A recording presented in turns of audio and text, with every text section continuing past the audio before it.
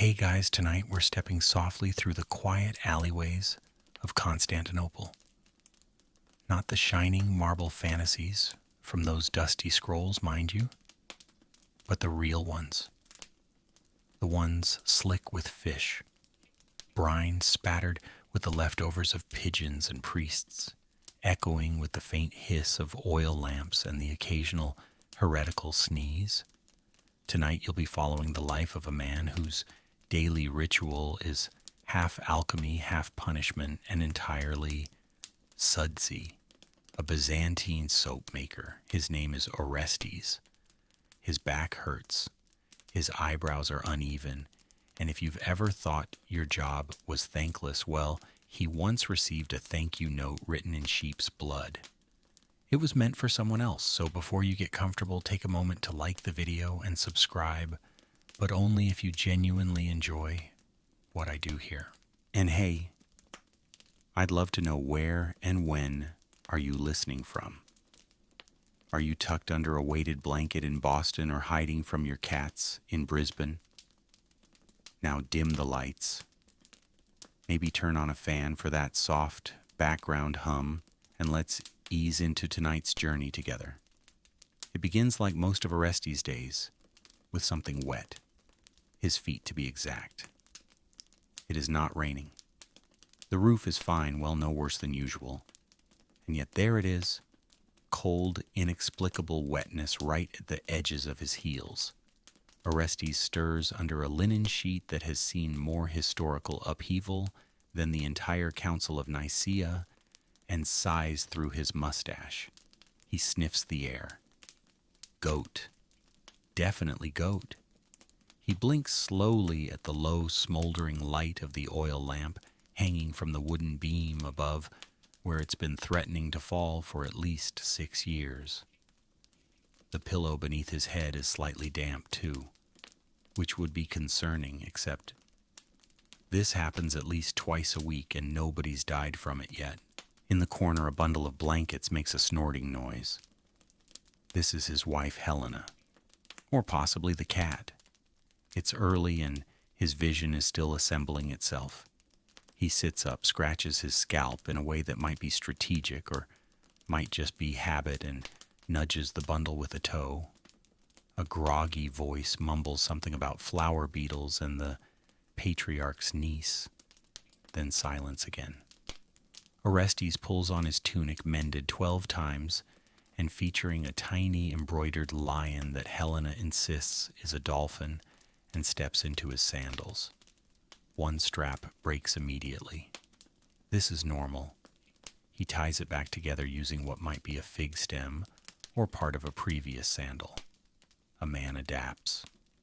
Outside the alleys of Constantinople, whisper with the first stirrings of market day. It is that magical time when the fishmongers are still sharpening their jokes. The bread sellers are judging each other's loaves with religious severity, and no one has yet shouted about the emperor's plumbing decisions. Give it 5 minutes. Inside the modest wood-framed home, the small brazier sputters as he adds a twist of olive branch. The warmth is mild, but it's enough to chase away the worst of the morning damp. At his feet, a goat finally reveals herself from under the table. Her name is Eupraxia, though Orestes usually just calls her you again. Eupraxia has been here since the basilica roof collapsed 2 years ago. No one really knows why. She arrived one evening, chewed through the family's only decent scroll on arithmetic, and has remained, ever since, occasionally contributing hair to the soap batch and dramatic sighs to household arguments. Out, he says to the goat. She blinks, once chews on something unidentifiable, and does not move. He moves to the tiny window, wipes the condensation away with his sleeve, and peeks out. Smoke is rising from the neighbor's roof already. That means either stew or something's on fire again. Possibly both. Today, he reminds himself, is a soap-making day, not a market day, not a family visit, the boring uncle day. No, today is about ash and oil and patience, about lie that burns your hands and clients who swear it burned their sins away. He has his doubts. He gathers his leather apron, its surface stiff from decades of questionable splashes, and checks the pockets for surprises. A half-eaten fig, a small bent nail, and the remains of a wasp, all entirely predictable. From outside comes the distinct nasal shout of Andronikos, the fishmonger already arguing with someone about scales, whether on fish or on musical instruments, is unclear. The city is waking up in its usual fashion, begrudgingly and with threats. Orestes steps out into the street where the morning air clings like old cheesecloth and smells faintly of garlic oil smoke and possible treason. Behind him, Helena's voice finally rises with one sharp phrase. Don't forget to fix the latch. Or do you want the goat to move into our bed again? He shudders slightly. The last time Eupraxia shared a pillow, he dreamt of drowning in fermented barley. Coincidence, perhaps. But he's not taking chances. And thus begins the day of Orestes, the soap maker with wet feet, a suspicious goat, and the faint certainty that by evening something will either be clean broken or blessed by accident. Breakfast, as it often is in households run by sleep-deprived artisans and goats with boundary issues, was a patchwork affair stitched together from the previous day's regrets. Orestes shuffled into the cramped cooking nook. Calling it a kitchen would be generous and possibly illegal, and poked at a clay pot sitting lopsided on the hearthstone. The embers beneath it were faintly warm, which either meant someone had rekindled the fire in the night or the pot was just haunted. Either was fine, as long as it didn't boil over again. Inside was the previous evening's experiment, lentils boiled in olive oil, seasoned with something that might have been salt or possibly powdered snail shell. The scent was complicated. Helena, now fully emerged from her bundle of blankets and carrying the energy of a minor hurricane, declared it an insult to legumes. Still, Orestes took a bowl. Waste not, especially when your customers sometimes pay in buttons and loosely defined favors. He scooped a portion into a chipped ceramic dish, added a slice of dried fig for courage, and sat at the three-legged stool that had dreams of becoming a chair, but never quite managed the confidence. Across from him, Helena tore a flatbread in half, with a glare that suggested the bread had personally offended her ancestors. "Did you stir the lye last night?" she asked. "I did," Orestes said, mouthful. "Twice even. It hissed at me. I took that as a sign of progress. You also took a dream about onions as a reason to invest in goose feathers." "That goose was very convincing," he muttered. They chewed in silence for a while, the kind of silence that has small thuds and distant arguments echoing through the stone walls. Constantinople was never fully quiet. Even now, faint chanting could be heard wafting from the direction of the Church of the Holy Apostles, either morning prayer or someone reciting tax complaints to the saints again. The fig added a pleasant note to the lentil oil mush. Sweetness with just enough chew to distract the tongue from asking too many questions. Helena stood dusted off her apron and gave a look that after 20 years of marriage meant, "Don't forget the thing I told you 3 days ago, which I'll now remind you of just once more," before glaring silently. "If you forget it anyway." Orestes nodded solemnly. Yes. The bucket for Nikita's and the hinge." "Which hinge?" She narrowed her eyes. "Ah," he said, "that hinge." Breakfast concluded with Helena chasing Eupraxia out of the pantry using a whisk and some very creative invocations of saints. The goat clattered across the floor tiles, leaving behind what might have been hoof prints or some form of divine warning. Orestes, meanwhile, collected his satchel, his pride, and what remained of his left sandal, and stepped outside once more. The city had shifted from barely awake to mildly annoyed. Bread carts squeaked across cobblestones, their owners haggling half-heartedly while chewing yesterday's crusts. A group of boys ran past with suspiciously red faces and a trail of feathers, best not to ask. Somewhere a rooster crowed aggressively, late perhaps out of protest or poor time management. Orestes' workshop was just 3 alleys and 1 slippery step away. Tucked between a dye merchant and what might once have been a dentist or a butcher with ambitions, it stood proudly at the edge of acceptability. A wooden sign hung over the door, depicting a vaguely spherical bar of soap surrounded by rays of light. Nikitas had carved it as part of his apprenticeship. The result looked less like soap and more like a surprised potato, but the intent was there. He pushed open the door and was greeted by the smell of ash oil and warm soap. It smelled like work, yes, but also comfort. A strange kind of comfort, the kind that clings to you, even after you've scrubbed it off. On the central table sat the great copper basin, scratched slightly, warped but beloved. The lye solution inside shimmered faintly, having absorbed the moonlight from the cracked window all night like some kind of accidental alchemical battery. Orestes gave it a stir with the long paddle, listening for that peculiar telltale slurp that meant the lye was thinking about behaving. He set down the basket of dried herbs, lavender bay leaves, some crushed rose if the rats hadn't gotten to it, and began sorting tools. Each one had a name. The curved ladle was Andromache. The stirrer was Old Constantinos, named after a monk who once tried to bless the soap by accident and ended up covered in bees.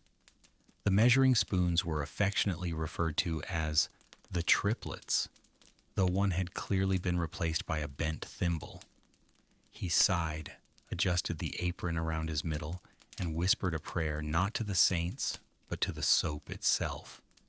It wasn't religious, it was just common sense. Soap, after all, had a mind of its own, at least when mixed by someone with as many historical burns as Orestes. Then came a knock, or perhaps more of a bump, followed by a snort and a thud. The door creaked open slowly, and there stood Nikitas, the apprentice aged 17, and possessing the perpetual expression of someone who had just remembered something extremely important, but not what it was. "Master," he said, "the goat has returned. I noticed. She ate your ledger. I also noticed. She also seems to be plotting something." That Orestes said with a sigh, "I deeply believe."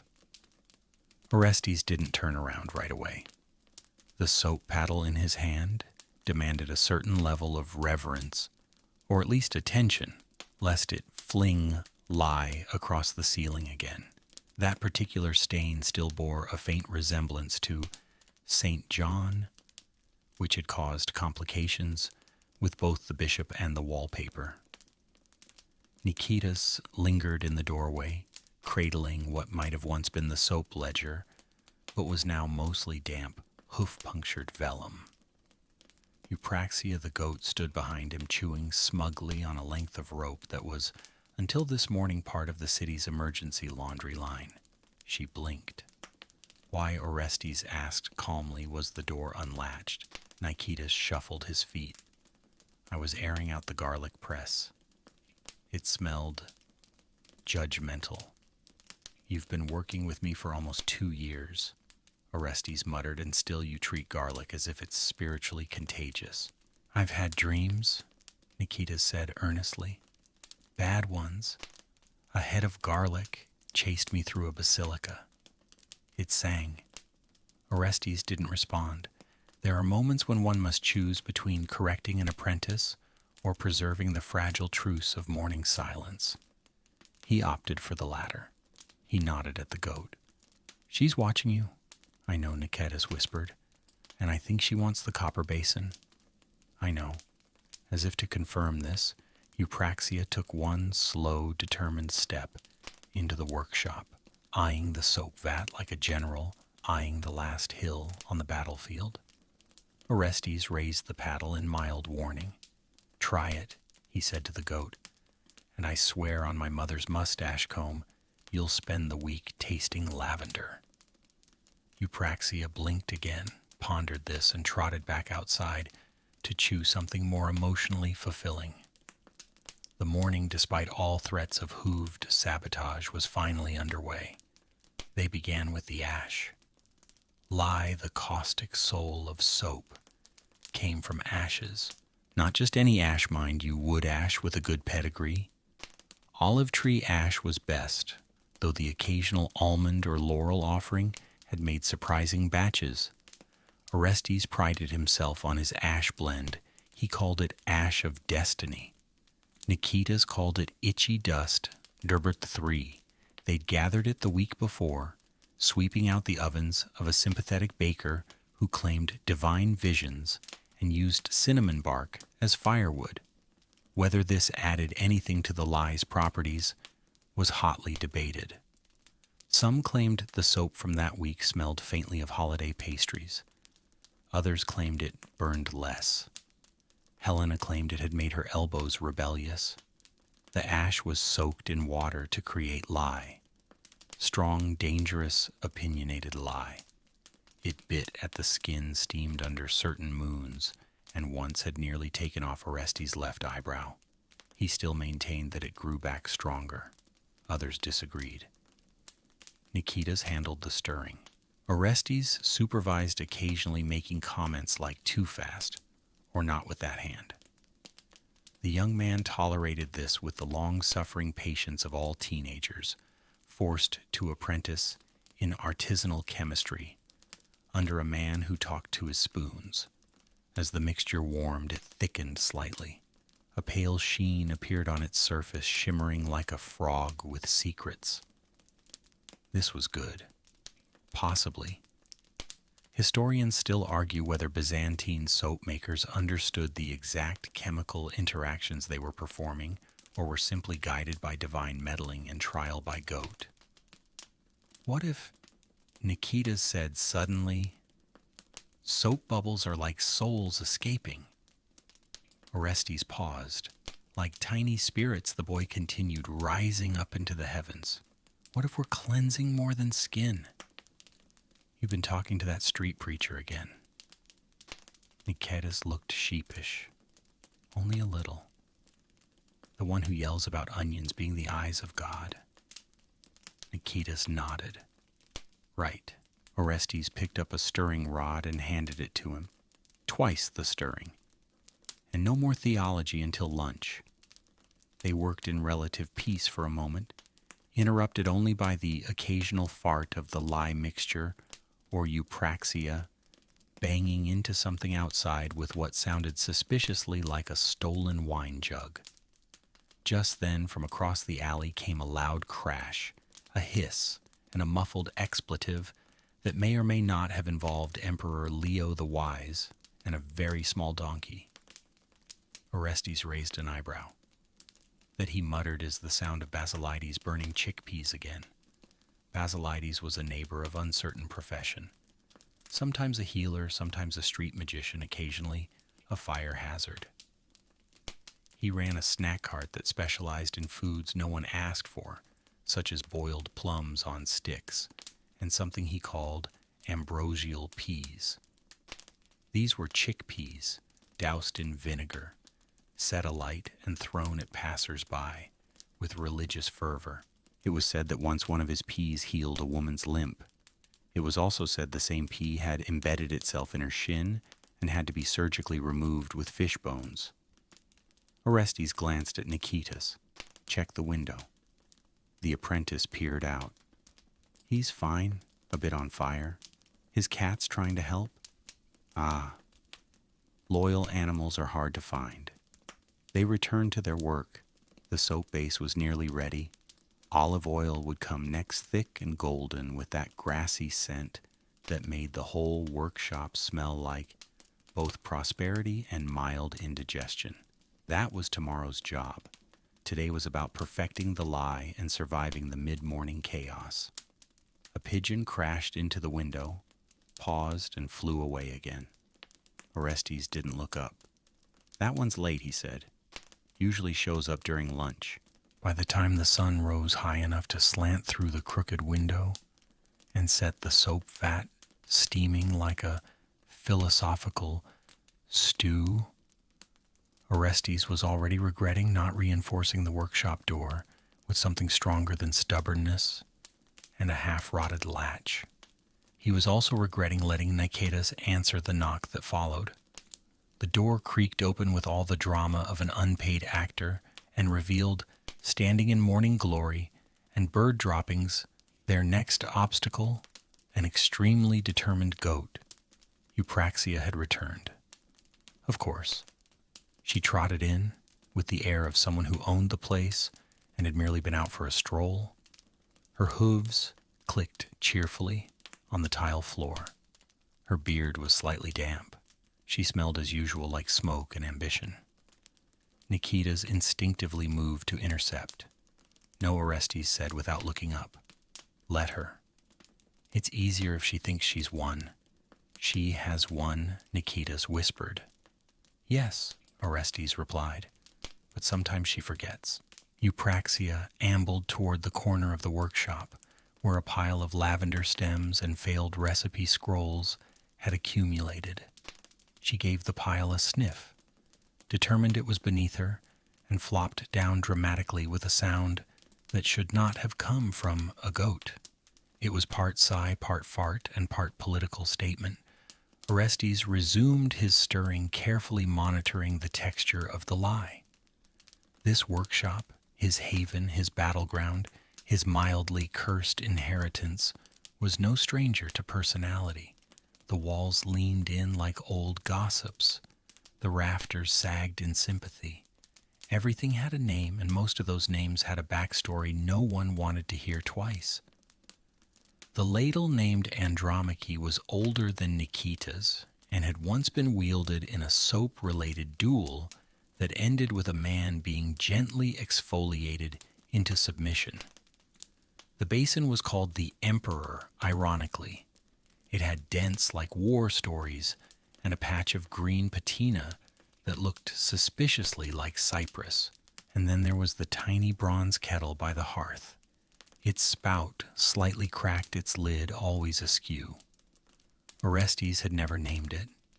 It was the kind of object that resisted intimacy.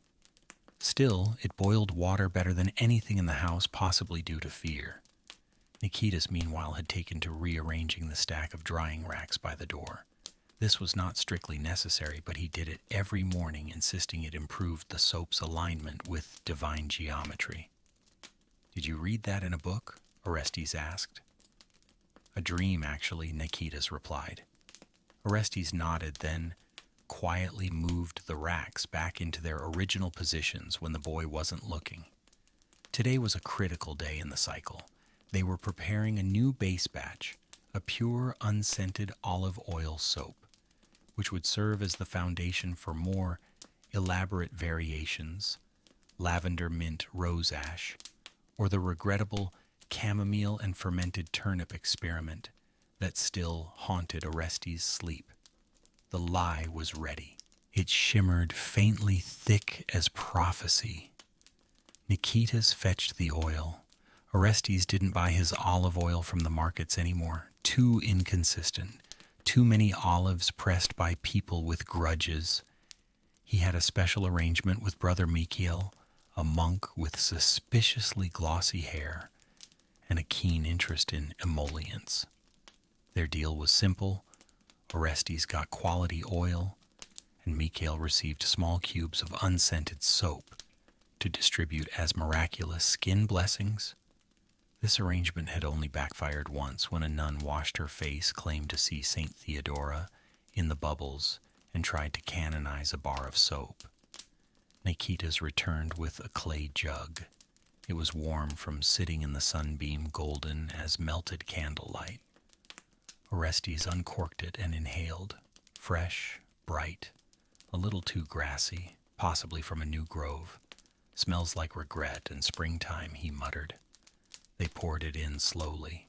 Oil met lye in a slow, viscous swirl, as ancient and temperamental as any royal marriage. The mixture thickened, catching light in strange patterns. A faint scent rose sharp alkaline with undertones of everything that had gone wrong since Thursday. Soap was, after all, transformation. A dance of opposites, the burning caustic lye, the soothing slick oil. They neutralized each other, changed. Each other became something neither had been. Poets like to write about fire and love, but Orestes knew the real magic was in controlled chemical reactions and not dying. Outside, a bell rang from the nearby workshop of Zoe the dyer. She had recently switched from madder root to beetles, and the neighborhood had not yet recovered. Nikitas made a face. "Do you think she knows we can smell her reds?" "She knows," Orestes said grimly. "She just doesn't care." A knock came again, lighter, faster. Definitely not a goat. Nikitas answered. This time it was Marcus, a weaver's boy, with arms too long for his tunic and a nervous tic that made him blink 3 times before speaking. He clutched a bundle of linen like it was a sacred relic. "Mother sent me," he said quickly. "She needs something for Father's feet. They smell like regret and cheese." "That's not specific," Orestes replied. "She said to make it strong enough to kill a demon." "Ah," Orestes rummaged behind a curtain and retrieved a bar of his basil and bitterness blend. It hadn't sold well. It smelled like a bishop's regret, but it did wonders for foot problems. "Tell your mother to apply this once a day. And tell your father to stop sleeping with his sandals on." Marcus blinked. Again. The boy nodded and ran off the linen bundle, flapping behind him like a reluctant ghost. Orestes turned back to the basin. The soap mixture was thickening, becoming itself. Still hours from being ready, but it had passed the first test. No hissing, no separating, no spontaneous smoke. He exhaled. A small victory. Behind him, Eupraxia shifted her weight and let out a sound that suggested judgment. Or gas. Possibly both. "Well," Orestes muttered, "she's not wrong. There are few pleasures. Quite like watching a cauldron of soap in progress settle into a gently swirling swirl of suspicious calm." Orestes, having stared at that vat for roughly half the morning, began to feel the familiar tug of superstition. Not religious, not really. Just a sort of wary awe that arises when things are going too well in Constantinople. Nikitas, ever eager and possibly over-caffeinated, he'd found a half-dried fig soaked in wine and declared it breakfast was now on ash duty, which meant poking the spent ash pile behind the workshop with a stick and reporting on its mood. Ash-like goats occasionally gave signs. Most of them were lies. Inside, Orestes leaned over the vat and murmured one of his usual litanies. "Lye and oil don't explode. Turn to soap, not moral code. Saint Thecla, guide my stirring hand and keep all goats off drying stands." The mixture burbled contentedly. He straightened his back, slowly, carefully, with a sound like unraveling rope, and walked to the shelf that held his carefully arranged scent ingredients. Jars and bags labeled in everything from Latin to hastily scratched symbols adorned the crooked planks.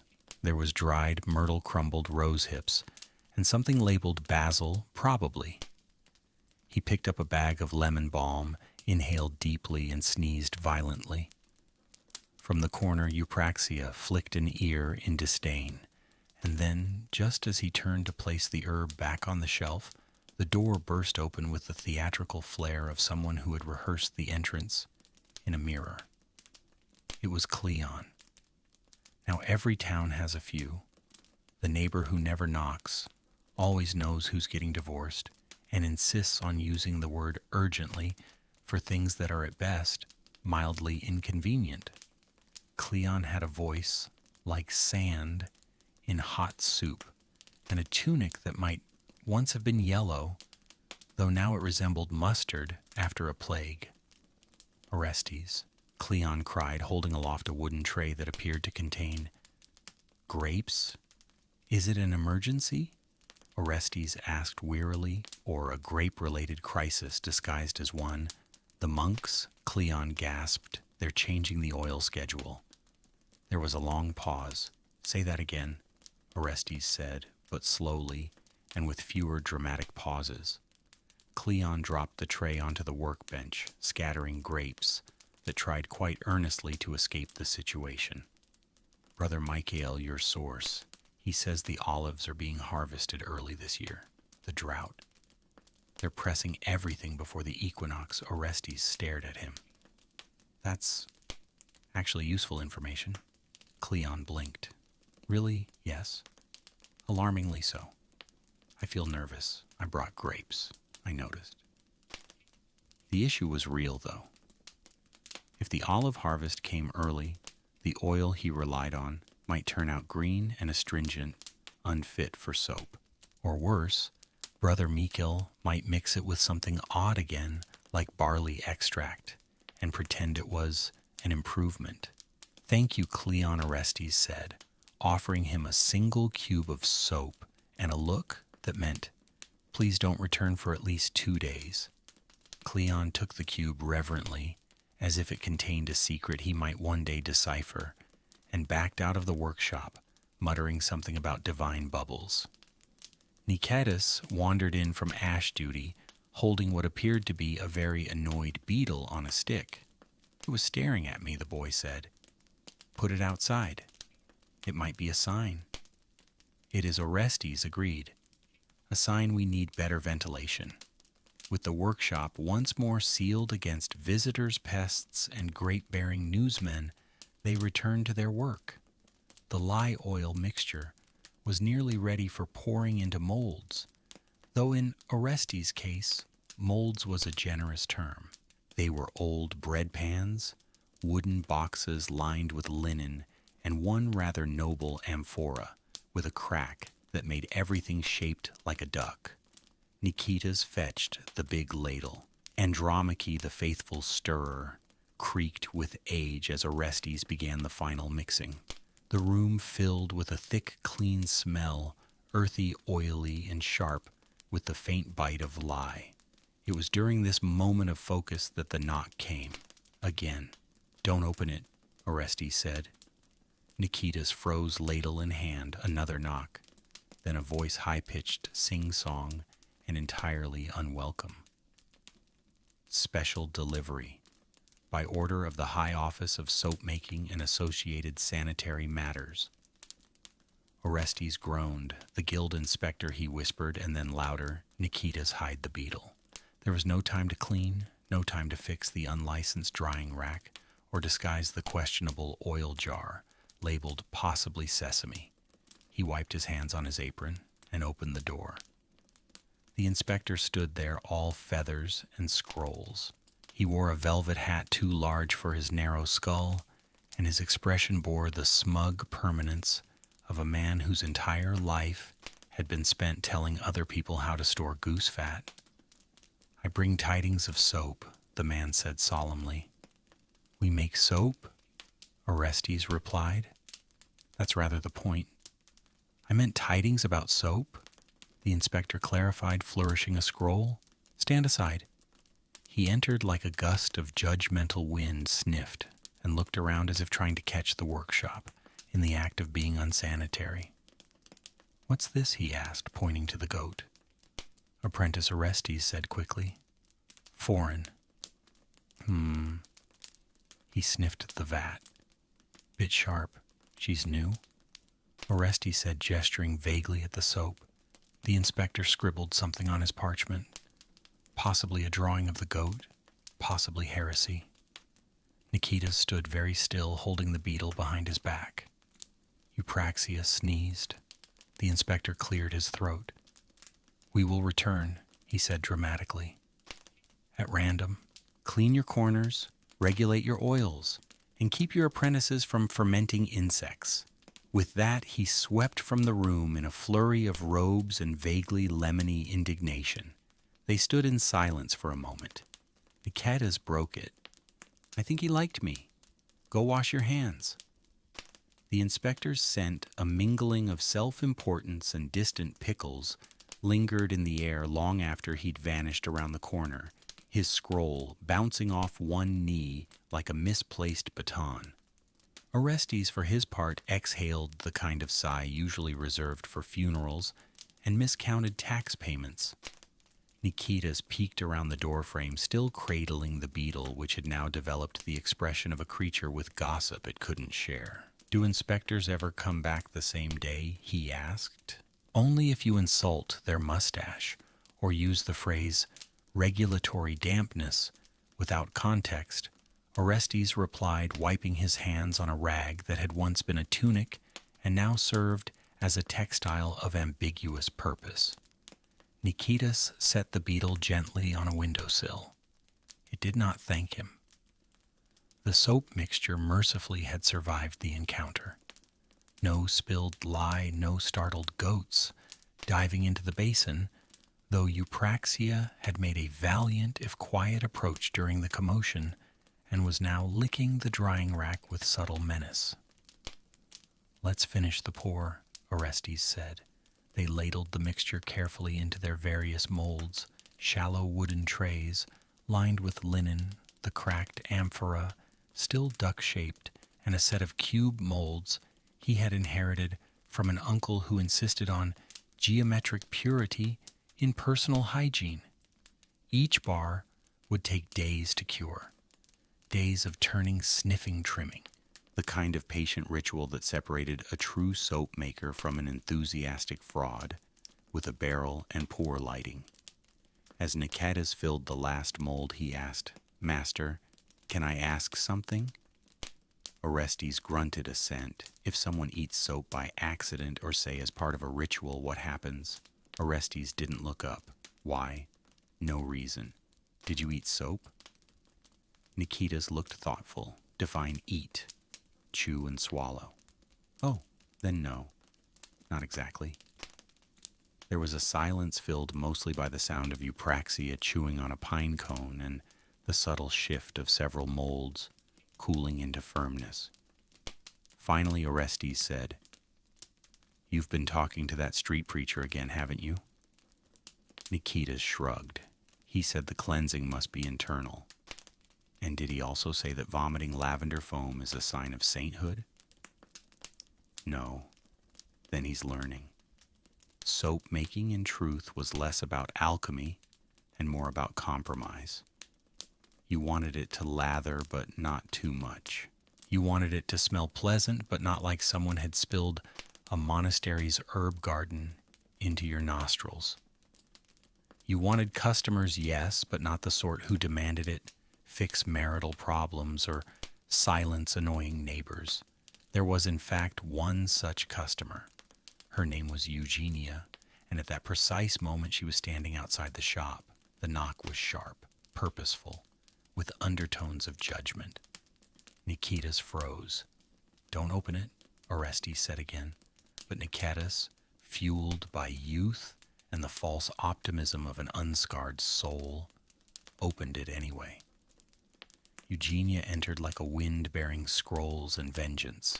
She wore layers of silk and shades of boiled beetroot and spoke in a voice that could clean marble just by vibrating at it. You, she said, pointing directly at Orestes, sold me soap that did not remove the smell of my husband's opinions. Orestes nodded slowly.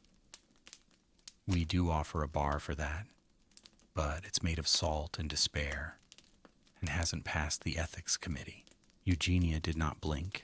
She produced a half-used bar of lavender mint soap, wrapped in parchment, and dropped it onto the bench as if it might explode. It made my hands soft, she said. I didn't ask for soft hands. I asked for strength. What am I meant to do with soft hands? Pet a hedgehog. Nicetas coughed loudly to hide a laugh and nearly dropped the duck mold. I demand a new bar, she said, something sterner, something that smells like victory. Orestes considered his stockpile. There was a myrrh and vinegar blend that had caused a small fire, and a rosemary brine bar that repelled insects and certain types of cousins. He handed her the latter. This one, he said, was inspired by the Battle of Manzikert. Strong, pungent. No survivors? Eugenia raised one eyebrow, sniffed it, and gave a solemn nod. If it peels paint, I'll be back, she said, and swept out like a curtain in a thunderstorm. Nicetas watched her go. Does she have a husband unclear? Might just be a metaphor. They turned back to their work. On the bench lay a small pile of trimmings, edges sliced off finished soap bars usually reserved for personal use or curious animals.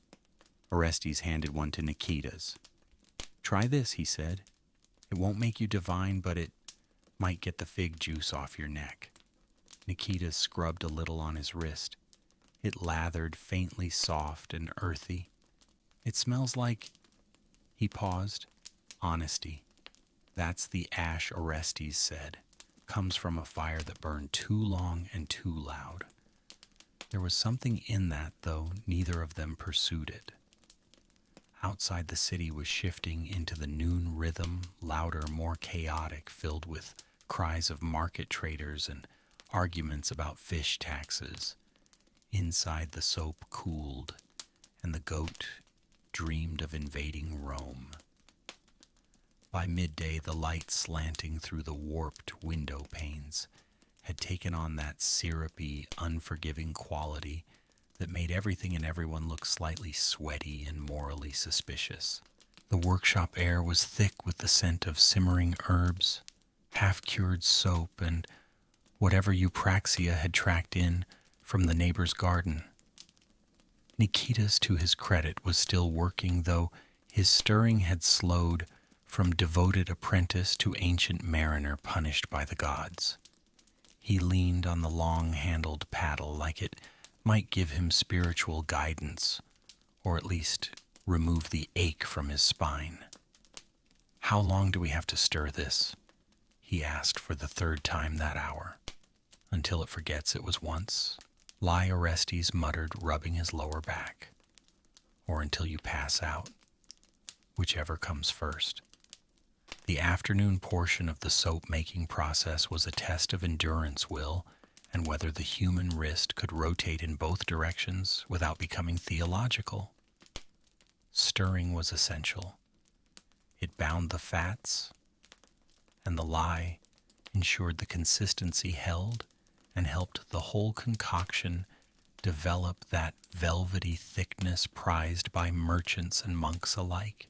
But it was also hot, slow, and punctuated by small, strange arguments, like the one they were having now.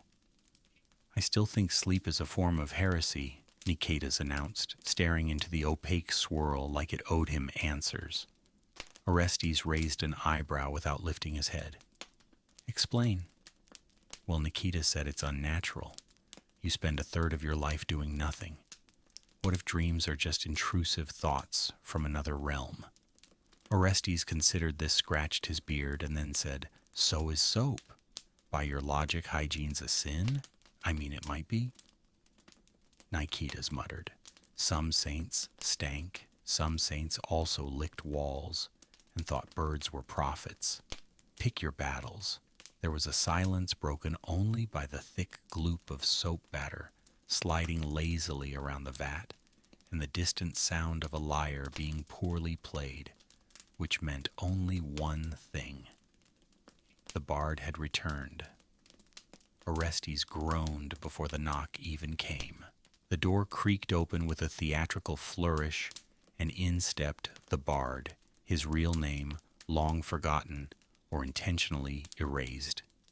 He wore a tunic patched in 5 different colors, a hat shaped like a question mark, and a smile that suggested he could sell water to Poseidon. Good men, he sang out.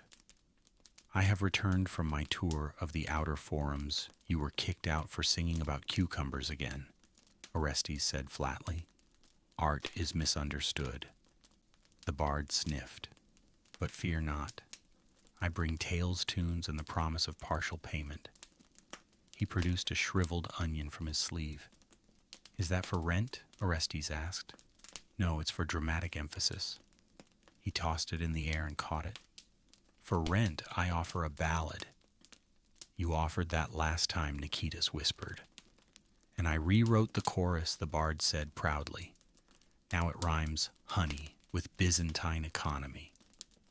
Eupraxia sneezed violently in what could only be interpreted as a critique. Orestes sighed and handed the bard a bar of plain soap. Take this, no charge. But if you sing about our goat again, I'll introduce you to the lye vat. Fair, said the bard, tucking the soap into his boot. I shall return at dusk for supper and possibly existential despair. He twirled out the door like a man who had never once faced consequence. Nikitas looked after him. Does he actually sleep? No, Orestes replied. He just stares at walls until something rhymes. They stirred in silence for a while longer. The soap thickened slowly, the scent mellowing as it passed the phase known as acrid panic and slid gently into savory memory. It smelled faintly like olives and history. Orestes checked the consistency with a wooden spoon carved from an old stool leg. It held its shape. Good. He nodded, made a faint approving grunt, and allowed himself a sip of vinegar water from the jug near the window. Nikitas, bored, leaned against the shelf. Do you think soap has opinions? Only about people who don't use it? The door banged open again. This time it was a neighbor. Despoina, a small woman with a large voice, and a basket full of dried apricots she swore could cure melancholia. Orestes, she boomed. I need soap for my cousin. He smells like fermented wheat and sadness. That describes half the city. This cousin's special. He sweats when he lies and he's a lawyer. Orestes selected a bar of juniper sage, sharp bracing, and just judgmental enough. He'll need 2 of these, he said. I'll trade you dried apricots and news of the bathhouse. I already regret this. Despoina leaned in conspiratorially. They say the Strategos is building a new tub. Marble, heated floors, and scented oils imported from Armenia.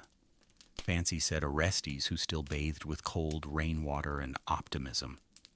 He's looking for custom soap, she added. Something that makes him smell like wealth and civic order. Ah, so vinegar and ego. I'll put in a word for you, Despoina said, and vanished in a whirl of apricots. Nikitas leaned on the ladle, thinking. Do you think anyone will ever write a book about us? He asked. Only if the goat becomes patriarch. Eupraxia, for her part, had climbed onto a stool and was eyeing the drying rack again. Orestes turned to the vat. The soap was ready to pour. Again. Time to mold, to set to wait. Outside, the sun slipped slightly toward the west, the air shimmering with the heat of ovens, arguments, and ambition. Inside, everything was quiet except for the occasional thump of goat against shelf and the slow, steady bubble of transformation. Soap, after all, waits for no man. The late afternoon sunlight oozed into the workshop like honey left too long on a windowsill, thick, sticky, and crawling with flies that seemed to believe soap making was a spectator sport. Orestes swatted at one with a drying scroll, missed, and managed only to slap his own thigh with the ceremonial gravitas of a failed oracle. Nikitas was hunched over a cutting board, carefully scoring the newly poured soap into uneven blocks. His tongue stuck out in concentration, as if the accuracy of each bar might determine the outcome of a war or a goat's respect. Orestes watched him for a moment, then turned his attention to dinner preparations. There was still soap to monitor, but the curing had begun, and now They entered the long, slow portion of the day, the aching lull, where hunger philosophy and mild hallucinations from lye fumes tended to bloom. He reached for the stew pot tucked beside the hearth. It had been simmering since morning with ingredients chosen not so much for flavor as for presence. Chickpeas, onions, a suspicious carrot, and something Helena had called philosophical meat. Without further elaboration, he gave it a stir. It didn't resist. This was a good sign. Nikita's blade in hand looked up from the bars he was trimming. "Master," he said, "do you think pickles have souls?" Orestes blinked. "I'm sorry, pickles. They were once cucumbers. Then they were submerged, transformed, changed forever. Like us?" Orestes sighed, ladled some stew into a cracked bowl, and said, "You've been licking the ash pile again, haven't you? I might have smelled it too long." They sat on stools, the stew steaming faintly between them as Eupraxia, the goat, sniffed around for dropped legumes with the delicate precision of a court official inspecting foreign coins. Dinner was not a refined affair. Orestes scooped chickpeas onto hunks of black bread. Nikitas tried to pretend the meat wasn't looking back at him. They chewed thoughtfully the way people do when too hungry to complain and too tired to pretend they enjoy it. From outside came the shouts of neighbors gathering for the end-of-day meal. Arguments over olive prices, praise for particularly crunchy loaves, and a few songs floated through the shutters. Most songs were off-key. Some were downright offensive to music as a concept. Eupraxia snorted at one particularly nasally lyric and wandered toward the courtyard. It was then that Orestes spotted something unusual. On the edge of the bench sat a small wax tablet, a message delivered by someone with stealth and likely guilt. He picked it up and squinted. The wax was slightly melted from the sun and bore the seal of House Gregorios. Fancy folk. Big robes. Bigger bathtubs. "What is it?" Nikitas asked through a mouthful of pickle stew fusion. Orestes tilted the tablet so the dying sunlight could illuminate the crooked lettering. Apparently, he said slowly, "We've been summoned to court, to the bathhouse. Is that worse? Depends on the mood of the strategos." House Gregorios was the kind of family that installed hot stone floors in their latrines and considered fresh goat's milk a peasant's drink. That they were summoning a soap maker meant one of two things. Either someone had recommended Orestes' products, or someone had used the wrong bar and caused a diplomatic incident involving rash. Nikitas stared at the wax seal. "They're powerful," he said. "They're clean," Orestes corrected. The summons requested a custom batch-scented soap for a newly renovated bathhouse wing. It needed to smell of power, respectability, and vaguely of time. The deadline soon, the tone impatient. "This is an honor," Nikitas said. "This," Orestes replied, "is a trap covered in rosewater." Nevertheless, he fetched the ledger, a newer one, as the goat had claimed the older, and began scribbling ideas. "Bay leaf and lemon rind, too sharp. Myrrh and honey, too sticky. Olive and laurel, maybe. Nikitas, inspired, began sorting dried herbs into piles with labels like "rich person smell" and "smells expensive," not actually expensive. Eupraxia tried to eat all of them. Evening rolled in like a velvet scroll, unfurling stars behind the rooftops and sending the neighborhood's cats into opera. Orestes rubbed his temples. "Do you ever feel," he said slowly, "like you spend most of your life preparing to be slightly disappointed?" "Constantly," Nikitas replied. "Is that adulthood?" "No. That's soap making." They cleaned up the tools, placing Andromache, the ladle, and old Constantinos, the stirrer, back in their places. The soap molds were moved to the upper shelf where they could cure away from humidity mice and impromptu goat performances. Orestes paused near the doorway and looked out over the street. A warm breeze carried the scent of basil, damp stone, and ambition. Lamps flickered in the homes around them. Somewhere someone dropped a pot and swore like a minor apostle. Back inside, Nikitas was reorganizing the herb shelf alphabetically, and by alphabetically he meant in the order the goat hasn't eaten them. Tomorrow, Orestes said we begin the Strategos blend. What if it fails? Then we add mint and tell him it's imperial. The stew pot gurgled its last sigh. The goat curled up under the drying rack like a furry omen, and the candle flickered low. Outside, a dog howled at the moon. Inside, a soap maker stared at a wax tablet and wondered what time smelled like to an aristocrat. Night settled into Constantinople the way old wool settles over your shoulders, warm, scratchy, and vaguely suspicious of your intentions. In the alley outside the workshop, shadows curled like lazy cats around broken barrels and forgotten laundry. Somewhere in the distance, a lute played 3 confident notes, followed by several deeply regrettable ones. Orestes lit a stubby candle and stared at the stack of herbs Nikitas had left on the work table. A few sprigs of laurel, some dried thyme, a sad-looking clump of rosemary, and a jar of orange peel that smelled like optimism gone stale. We need something that says refined, elevated, and please don't throw us in the cistern, Orestes muttered. Nikitas, who had taken to lounging near the fire like a collapsed marionette, opened one eye. We could try frankincense. We tried that last year. Remember the bishop with the rash shaped like Anatolia Right? Nikitas sat up, winced, and poked at a drying rack. What about hyssop too biblical? Last thing we need is customers trying to exercise their bathtubs. They worked in silence for a while, the only sound the occasional pop of the firewood and the gentle snore of Eupraxia, the goat, who had claimed a pile of aprons as her personal throne. Then Orestes stood abruptly. We're doing this wrong. Nikitas blinked. We are? Yes. We're thinking like craftsmen. This is a job for theatrical alchemy.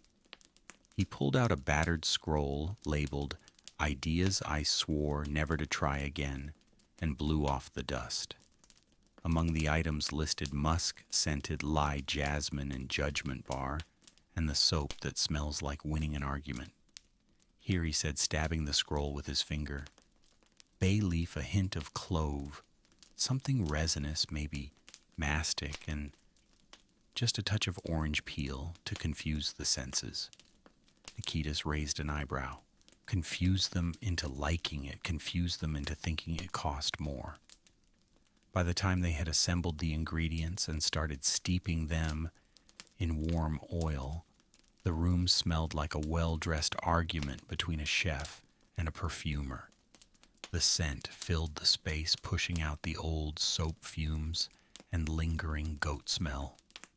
Even Eupraxia gave a grudging nod of approval before shifting to snore more loudly. The Strategos soap would be cut into embossed rounds, cured under linen, and if all went well, delivered with only minor dramatic flair. But for that, they needed molds. Orestes rummaged in the storage chest behind the bench. It was a chest in name only, more a collection of wood attempting cooperation. Inside were treasures, bits of broken amphorae wax, stamps from failed experiments, and one extremely fancy soap mold gifted by a traveling potter who had confused him with a senator. He pulled it out. Round carved with grapevines and far too elaborate for daily use. Nikitas gasped. We own that, we have that, Orestes corrected. Ownership implies control. They prepped the batch carefully. The scent blend was folded into the base soap, the mixture stirred with reverence and a faint grimace, and the mold laid out on a marble slab that was legend claimed, once part of a latrine in the great palace. "This is it," Orestes said as they poured. It filled the mold with a slow, luxurious flow, thick and smooth like olive honey. The scent rose upward, curling through the rafters and out into the warm night where it mingled with the city's chaos like a polite ambassador. Nikitas watched it set. "I think," he said slowly, "we've made aristocratic soap." "Don't say that too loud. The taxes will hear you." They cleaned the tools and set the mold near the hearth to cure gently overnight. No drafts, no interruptions, and absolutely no goat sabotage. Then came a knock. Orestes stiffened. Nikitas held very still. The knock again, quieter now. And then a voice. "Hello, I was told this is where the good soap lives." It was a woman, hesitant, breathy, as if she'd walked a long way and only now remembered her manners. Orestes opened the door cautiously. She was middle-aged, wrapped in a plain wool shawl, with sandals that looked more patch than sole. Her eyes were tired but kind, and in her hands she clutched a bundle wrapped in cloth. "My husband," she said, he fell in the fish barrels last week. The smell won't go. Nothing helps." Nikitas peeked over Orestes' shoulder, eyes wide. Orestes didn't speak. He just turned, reached under the bench and pulled out a bar from a private stash. Bay and vinegar. Sharp, cleansing, a little too honest. "Here," he said softly, "soak it overnight. Use warm water. He'll smell like himself again." The woman smiled something between relief and disbelief. She pressed the bundle into his hands. Inside were eggs, 6 of them still warm. She didn't wait for thanks, just turned and vanished into the night. Nikitas held the eggs as if they were relics. "We're feeding the city now." "We always were," Orestes said. Later, as the moon drifted high and the fire turned to embers, they sat in silence, watching the Strategos soap harden. "Do you think this batch will be remembered?" Nikitas asked. "Only if it explodes or changes someone's life." "Isn't that the same thing?" Orestes didn't answer. He just stared at the soap, thinking about power scent and the strange places cleanliness could take you. Morning returned to Constantinople, not with grace, but with a sneeze. A goat sneeze, to be exact. Eupraxia, clearly displeased with something unseen, possibly, the sunrise, possibly, the concept of gravity, had launched into a hacking fit. At precisely the same moment Orestes had reached for the soap mold. The resulting chain of events involved a startled jump, a near miss with a vat of leftover lye, and Nikitas flinging an entire jar of bay leaves into the air, like ceremonial confetti. "Is she dying?" Nikitas asked once the storm had passed. "No," Orestes replied, brushing bay leaves from his beard. "She's just expressing herself." The Strategos soap had survived miraculously untouched, firming nicely, and now exuding a scent that could only be described as imperial morning with forest undertones. The embossing on the surface had set perfectly. Grape vines, yes, but somehow more dignified than festive. The sort of soap that made you feel as though you were better than everyone else simply by holding it. Nikitas stared at it in awe. "I want to eat it." That, Orestes said, is the sign of a successful batch. The bar was trimmed, carefully wrapped in clean linen, and tied with a cord, salvaged from one of Helena's failed curtain experiments. Orestes sealed the wrapping with a tiny wax emblem shaped like a lion, though the carving had warped and now resembled a disgruntled pear. It would do. They had just begun preparing for delivery, packing the bar into a small wooden box lined with rosemary sprigs to impress the nose and mislead the eyes when the bard returned. Again, as always. He did not knock this time. He simply materialized in the doorway with the casual arrogance of mildew. "Is it done?" he asked, sniffing the air dramatically. I smelled redemption, or possibly time. Orestes gestured to the goat. Guard the door. Eupraxia stood. The bard immediately retreated 2 steps, hands raised. Just passing through, I come with word from the Strategos. Niketas froze, holding the box like it contained a minor deity. What word? The bard leaned in, lowering his voice. He's having a gathering. Important people. They'll be using the new bath wing. Today. Today, Orestes and Niketas said in unison, followed by a very loud today from Eupraxia, who had decided she was part of the conversation. Wants it delivered before mid-morning. Wants to present it personally. Orestes groaned. That's not just delivery, he muttered. That's ceremony. You'll need the cart, Niketas said, already rummaging for the linen throw with the least holes in it. And clean tunics. And shoes. Do we own shoes somewhere? They dressed with the urgency of men who knew they were about to walk into a room full of satin-wrapped politics and possibly be blamed for someone else's rash. Orestes chose a tunic that had only one patched armpit. Niketas donned a belt made from an old sandal strap and tried to comb his hair with a spoon. Eupraxia was asked politely not to follow. She stared at them with the calm threat of someone who would absolutely escape and find them anyway. The journey through the city was short, but eventful. They dodged a runaway fruit cart, were almost blessed aggressively by a novice monk with no sense of personal space, and arrived at House Gregorios with both dignity and dust in their beards. The bathhouse was stunning. White marble columns, polished floors, a dome painted with clouds that seemed just slightly smug about how well rendered they were. Steam curled from bronze pipes shaped like griffins. Everything smelled faintly of boiled herbs and unsustainable ambition. A servant with cheekbones you could use to slice cheese led them to a waiting room decorated in blue silk and silent judgment. The Strategos entered like a man accustomed to applause. Tall, silver-haired, draped in gold-trimmed robes and wearing a ring the size of a quail's egg, he looked them over as if expecting one of them to confess to something. "You are the soap artisan," he said to Orestes.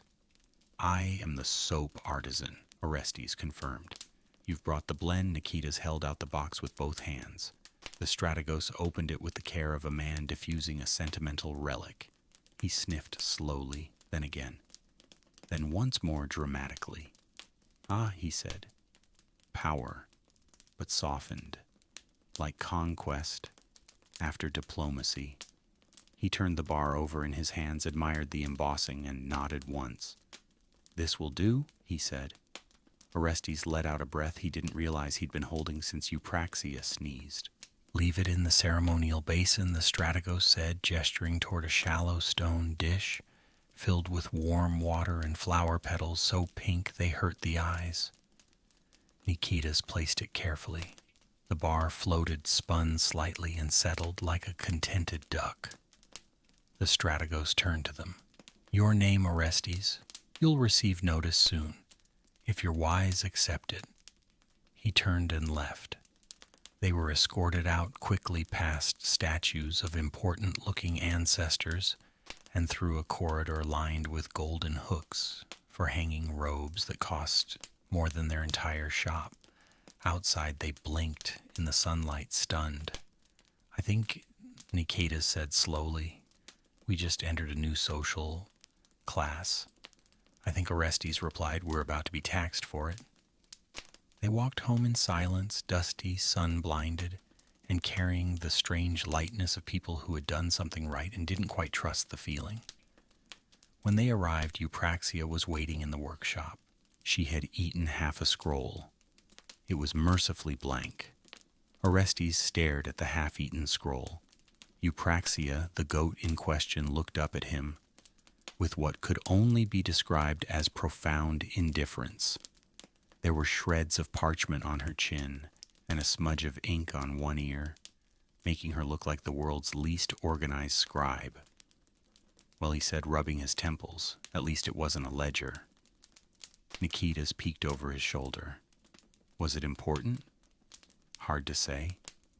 It had that pre-important feel, like something I was going to write on later and then forget about until taxes arrived. He picked up the remaining half and read the only visible word, maybe. A fitting summary of the week, really. Nikita's collapsed onto a stool, arms draped over his knees like wet cloth.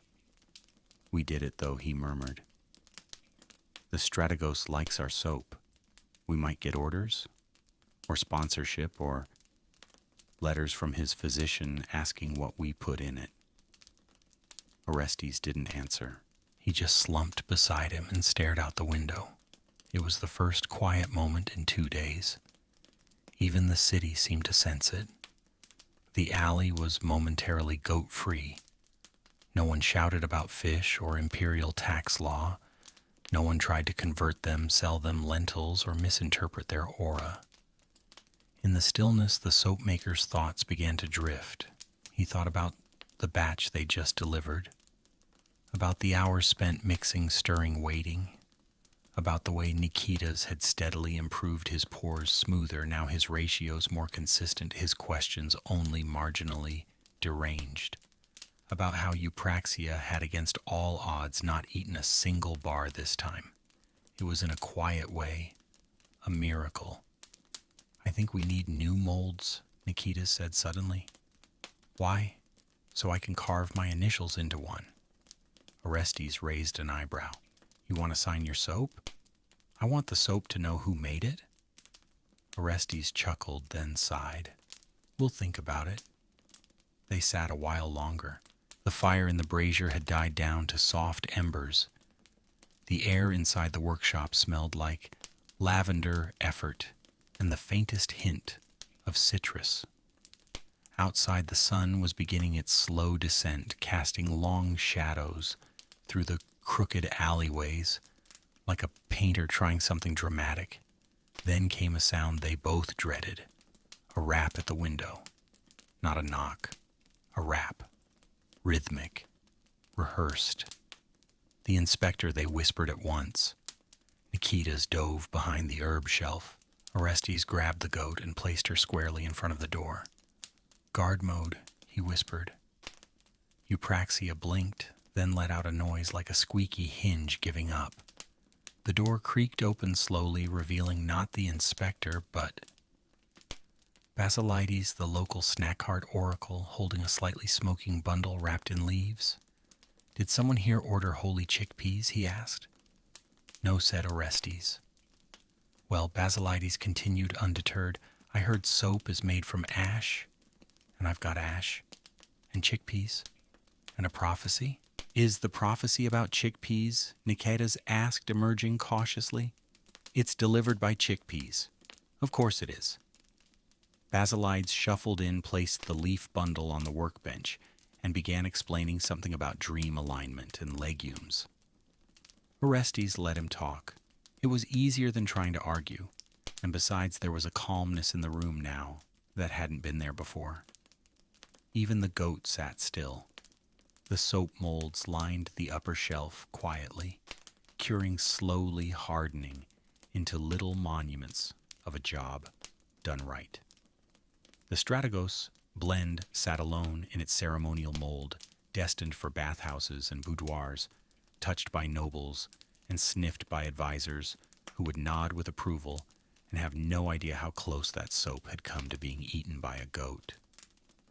Do you think Nikita said, once Basilides had finally drifted out in a cloud of burnt chickpea enthusiasm, will be remembered? Orestes leaned back. No, he said. Not really. Nikita's looked mildly crushed, but Orestes continued, will be remembered. In little ways, in smells and soap, in quiet hands washing away a long day. Nikita's nodded slowly. Like clean ghosts. Exactly. From the corner, Eupraxia let out a sneeze that blew a puff of rosemary dust into the air. The particles danced briefly in the fading light, catching the last golden streaks of the afternoon like tired fireflies. Well said Orestes, stretching with the sound of a man older than his bones. We'd best start prepping tomorrow's batch.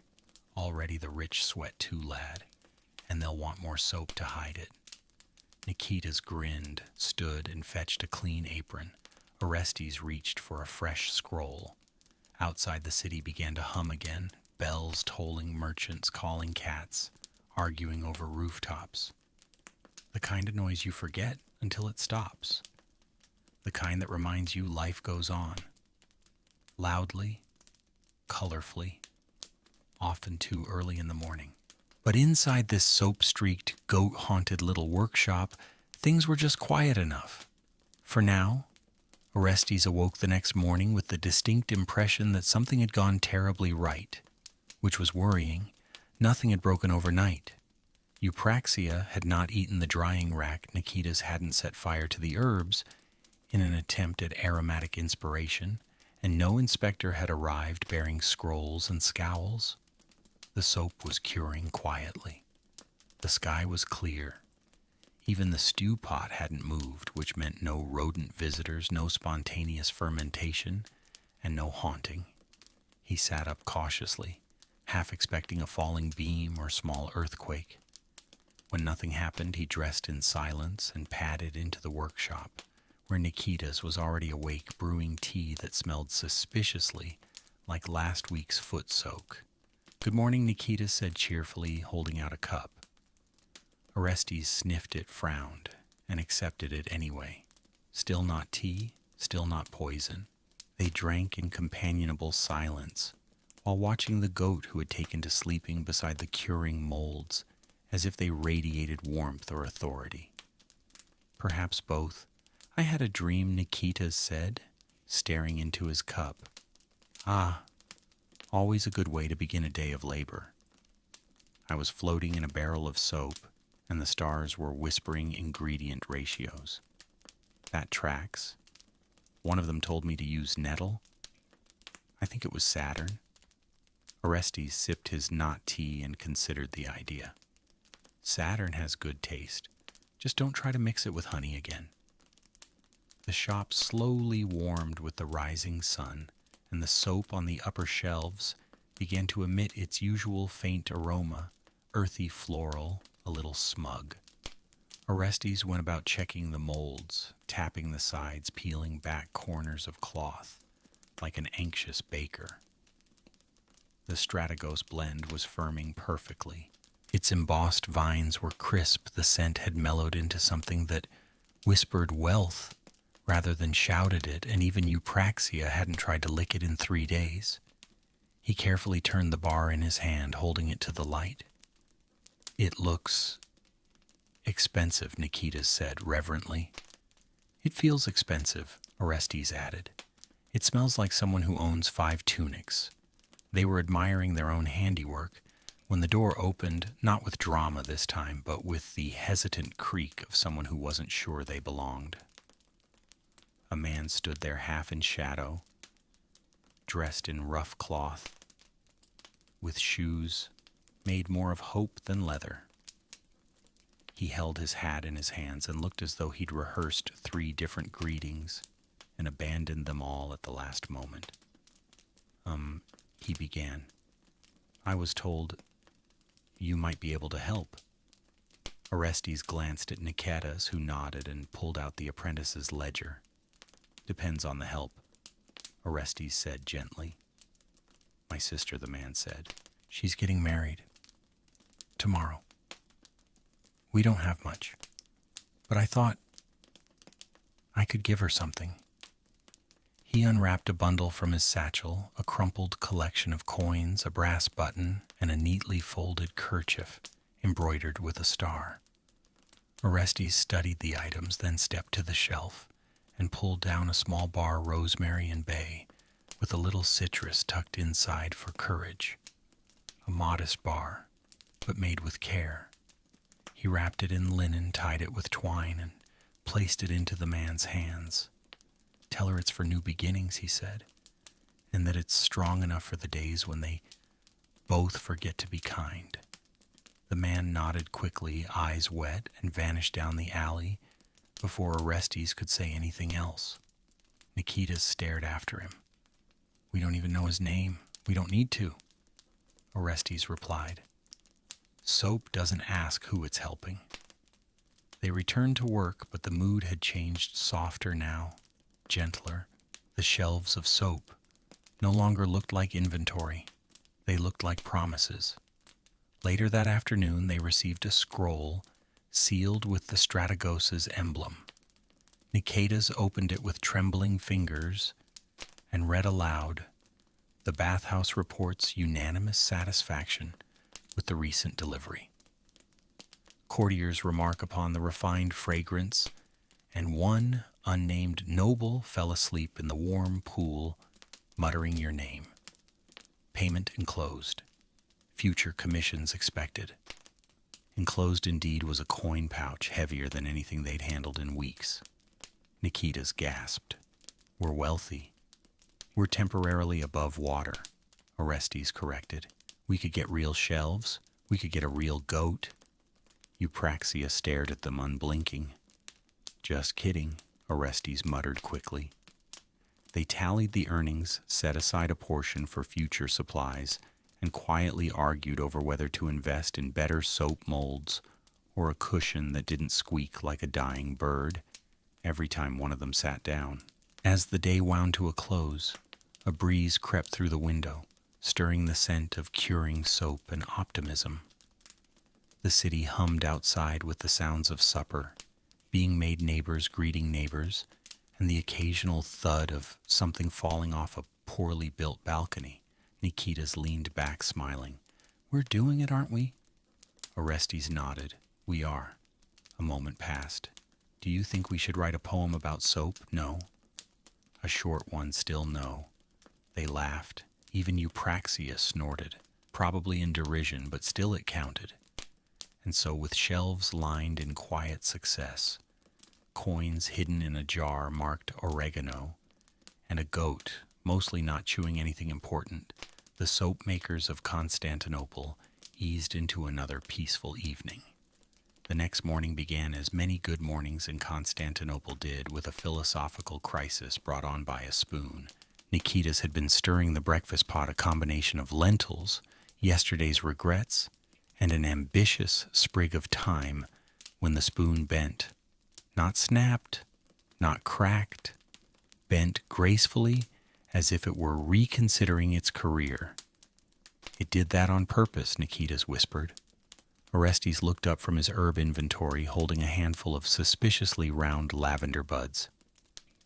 "It's a spoon." "It knows," Nicetas said, holding the wilted utensil up to the light. "I've seen this look in goats." Orestes considered offering a counterpoint, then remembered that Eupraxia had once kicked open a latrine door in apparent protest of her feed. Instead, he said, "Put it in the emotional tools drawer and stir with the paddle." While Nicetas wrestled the stew into submission, Orestes turned his attention to inventory. They had miraculously received 2 new orders overnight, one from a mid-level bureaucrat with a fear of mold, and another from an actress who wanted a soap that made her smell like mystery and past mistakes. Both were promising in that uniquely Byzantine way where payment might arrive in coinfish or interpretive dance. "Do we still have the myrrh?" Orestes called over his shoulder.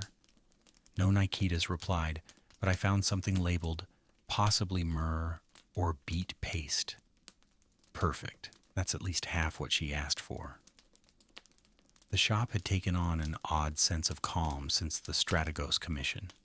The space felt larger somehow, as if the shelves stood a little taller and the windows let in a little more light. Even the fire crackled with a sort of restrained elegance. Eupraxia naturally ruined the moment by sneezing directly into a drying rack. "Why is she always dusty?" Nicetas asked. "She's an ecosystem unto herself." They set about planning the day's batches. First, the mold-fearing bureaucrat. Orestes selected a blend of juniper laurel and vinegar.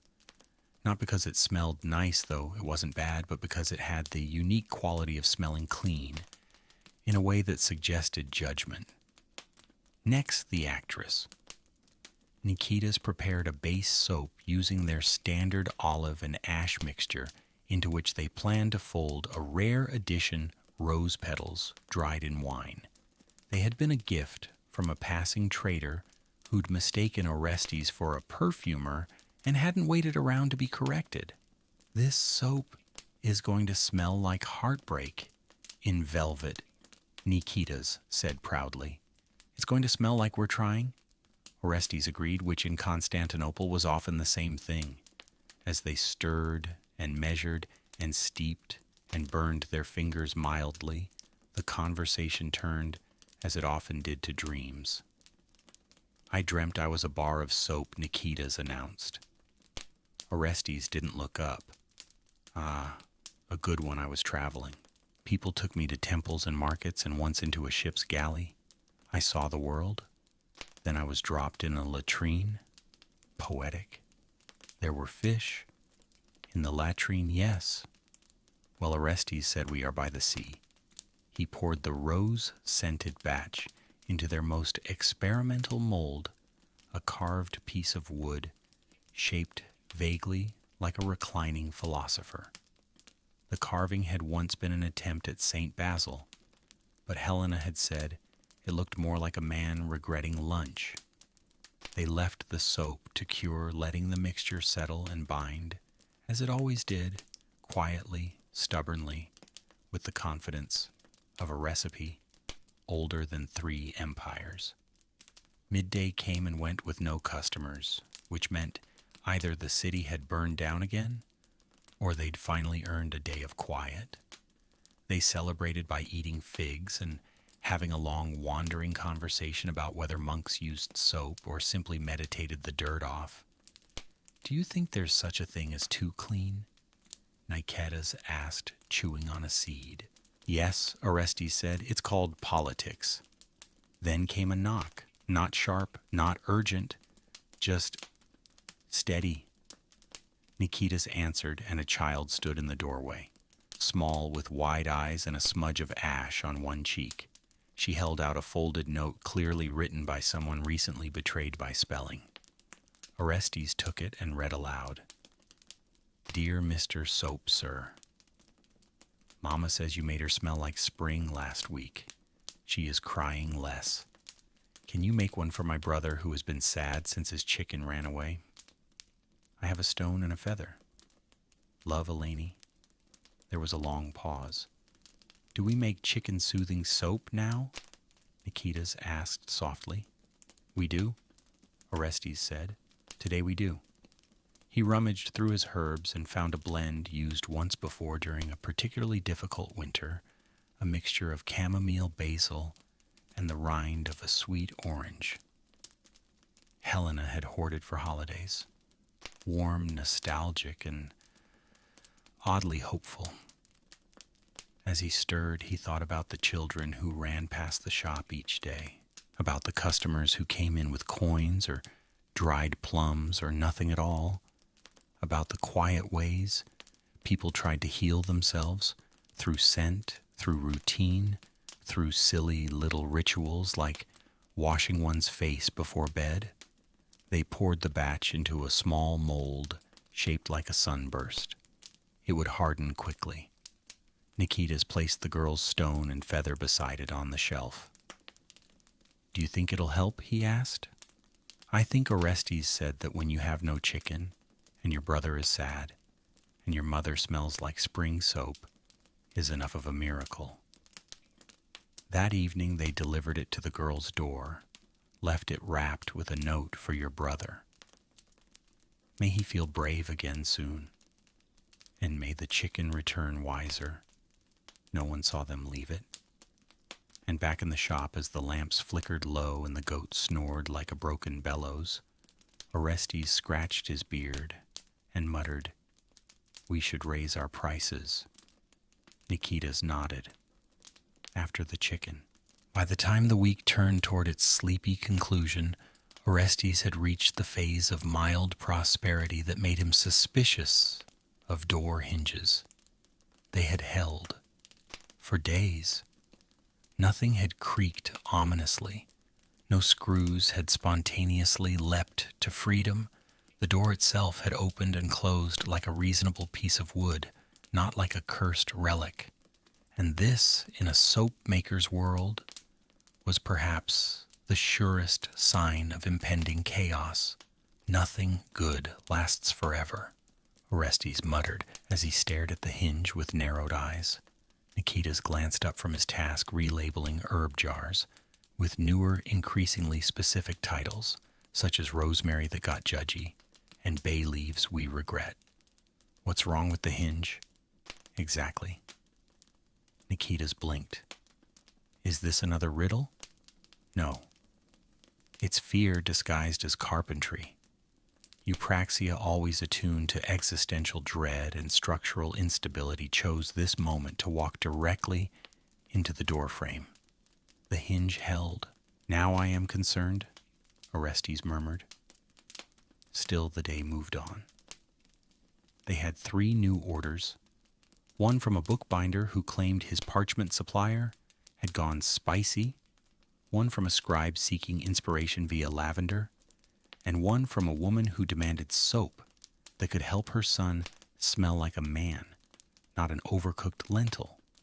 Each request came with its own payment, a packet of dried plums, a half-full ink pot, and a folded sheet of paper that, upon unfolding, revealed an original poem titled Ode to Armpits. Nikitas read it twice. It has rhythm. Better than the bard, Orestes replied. Speaking of which, the bard had not returned in 3 days. This too was suspicious. Do you think he's dead? Nikitas asked, only mildly hopeful. No, Orestes said. I think he's revising. That meant they had maybe 24 hours before another surprise performance of the soap song Uncut. They worked quickly. For the bookbinder, Orestes mixed in crushed thyme lemon balm and just a trace of vinegar to help offset the smell of damp leather. For the scribe, he turned to the classic blend lavender basil and a whisper of mint. For the over-lentiled young man, they made a bold bar sage, charcoal, and bay with a dash of bitterness. Nikitas raised an eyebrow at the label. It smells like a disapproving uncle. Exactly. As the soap set, they cleaned the workshop again and discussed whether mold growing on the windowsill was decorative or merely ambitious. Eupraxia contributed by rearranging the woodpile into a shape that resembled Constantinople if viewed upside down by someone with head trauma. Should we do something about that? Nikitas asked, pointing at the goat's masterpiece. No. She's expressing her truth. Lunch was stew. Possibly the same stew as yesterday. Possibly not. No one asked. During the meal, a delivery arrived, not a customer, but a messenger from the Guild of Artisanal Domestic Providers and Perfumed Enhancers, known colloquially as GADP, and feared mostly for their scroll work. The boy handed Orestes a letter and ran off before questions could be asked. Orestes read it aloud. Due to an increase in formal recognition of your output, the Guild requests a sample of your wares for inclusion in the seasonal soap symposium and showcase. Please submit your best bar, your cleanest story, and no political allegories disguised as ingredients. Nikitas blinked. They've heard of us? Orestes slumped slightly. Worse. They expect us to care. Do we? Not yet. But the seed was planted. That afternoon they argued over what constituted a clean story. Nikitas suggested the chicken episode. Orestes voted for the Strategos Commission. Eupraxia tried to eat both examples. They compromised with a bar they called Evening in the Market. Basil, smoke honey, and sandalwood. A scent born of cobblestones and late gossip.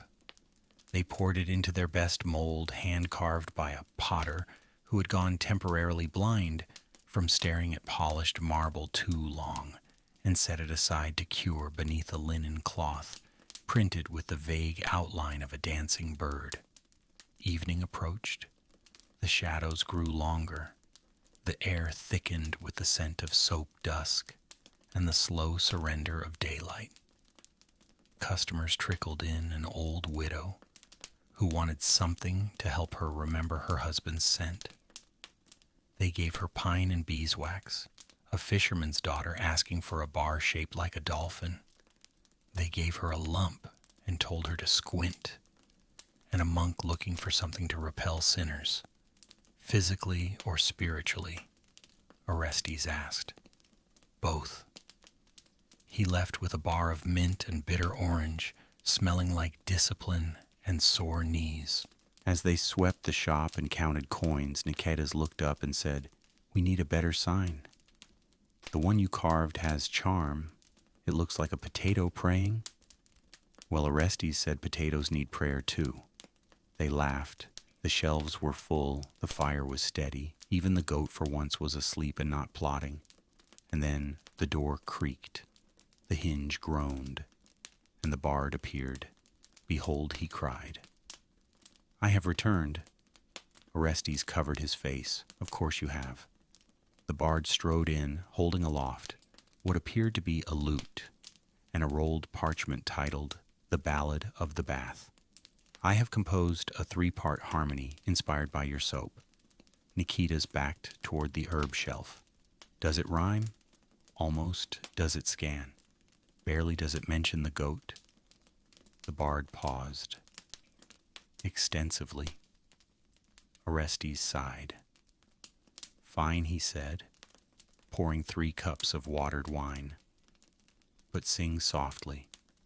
The soap is sleeping."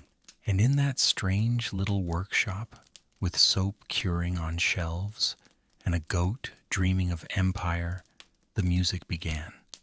It was terrible, but it was theirs. The bard finished his performance with a flourish that involved a misplaced high note, a sweeping bow that knocked over the vinegar jug, and a final chord that seemed to ask the question, was this intentional? Orestes clapped slowly, not out of appreciation but out of reflex, like when one sees a man trip over a chicken and somehow land in a basket of figs without dying. Niketas blinked. "I think my ears feel cleaner now." The bard straightened, beaming. "Thank you. I shall add this to my legend, alongside my other notable works, The Ballad of the Itchy Bishop and Tragedy, in 3 plums."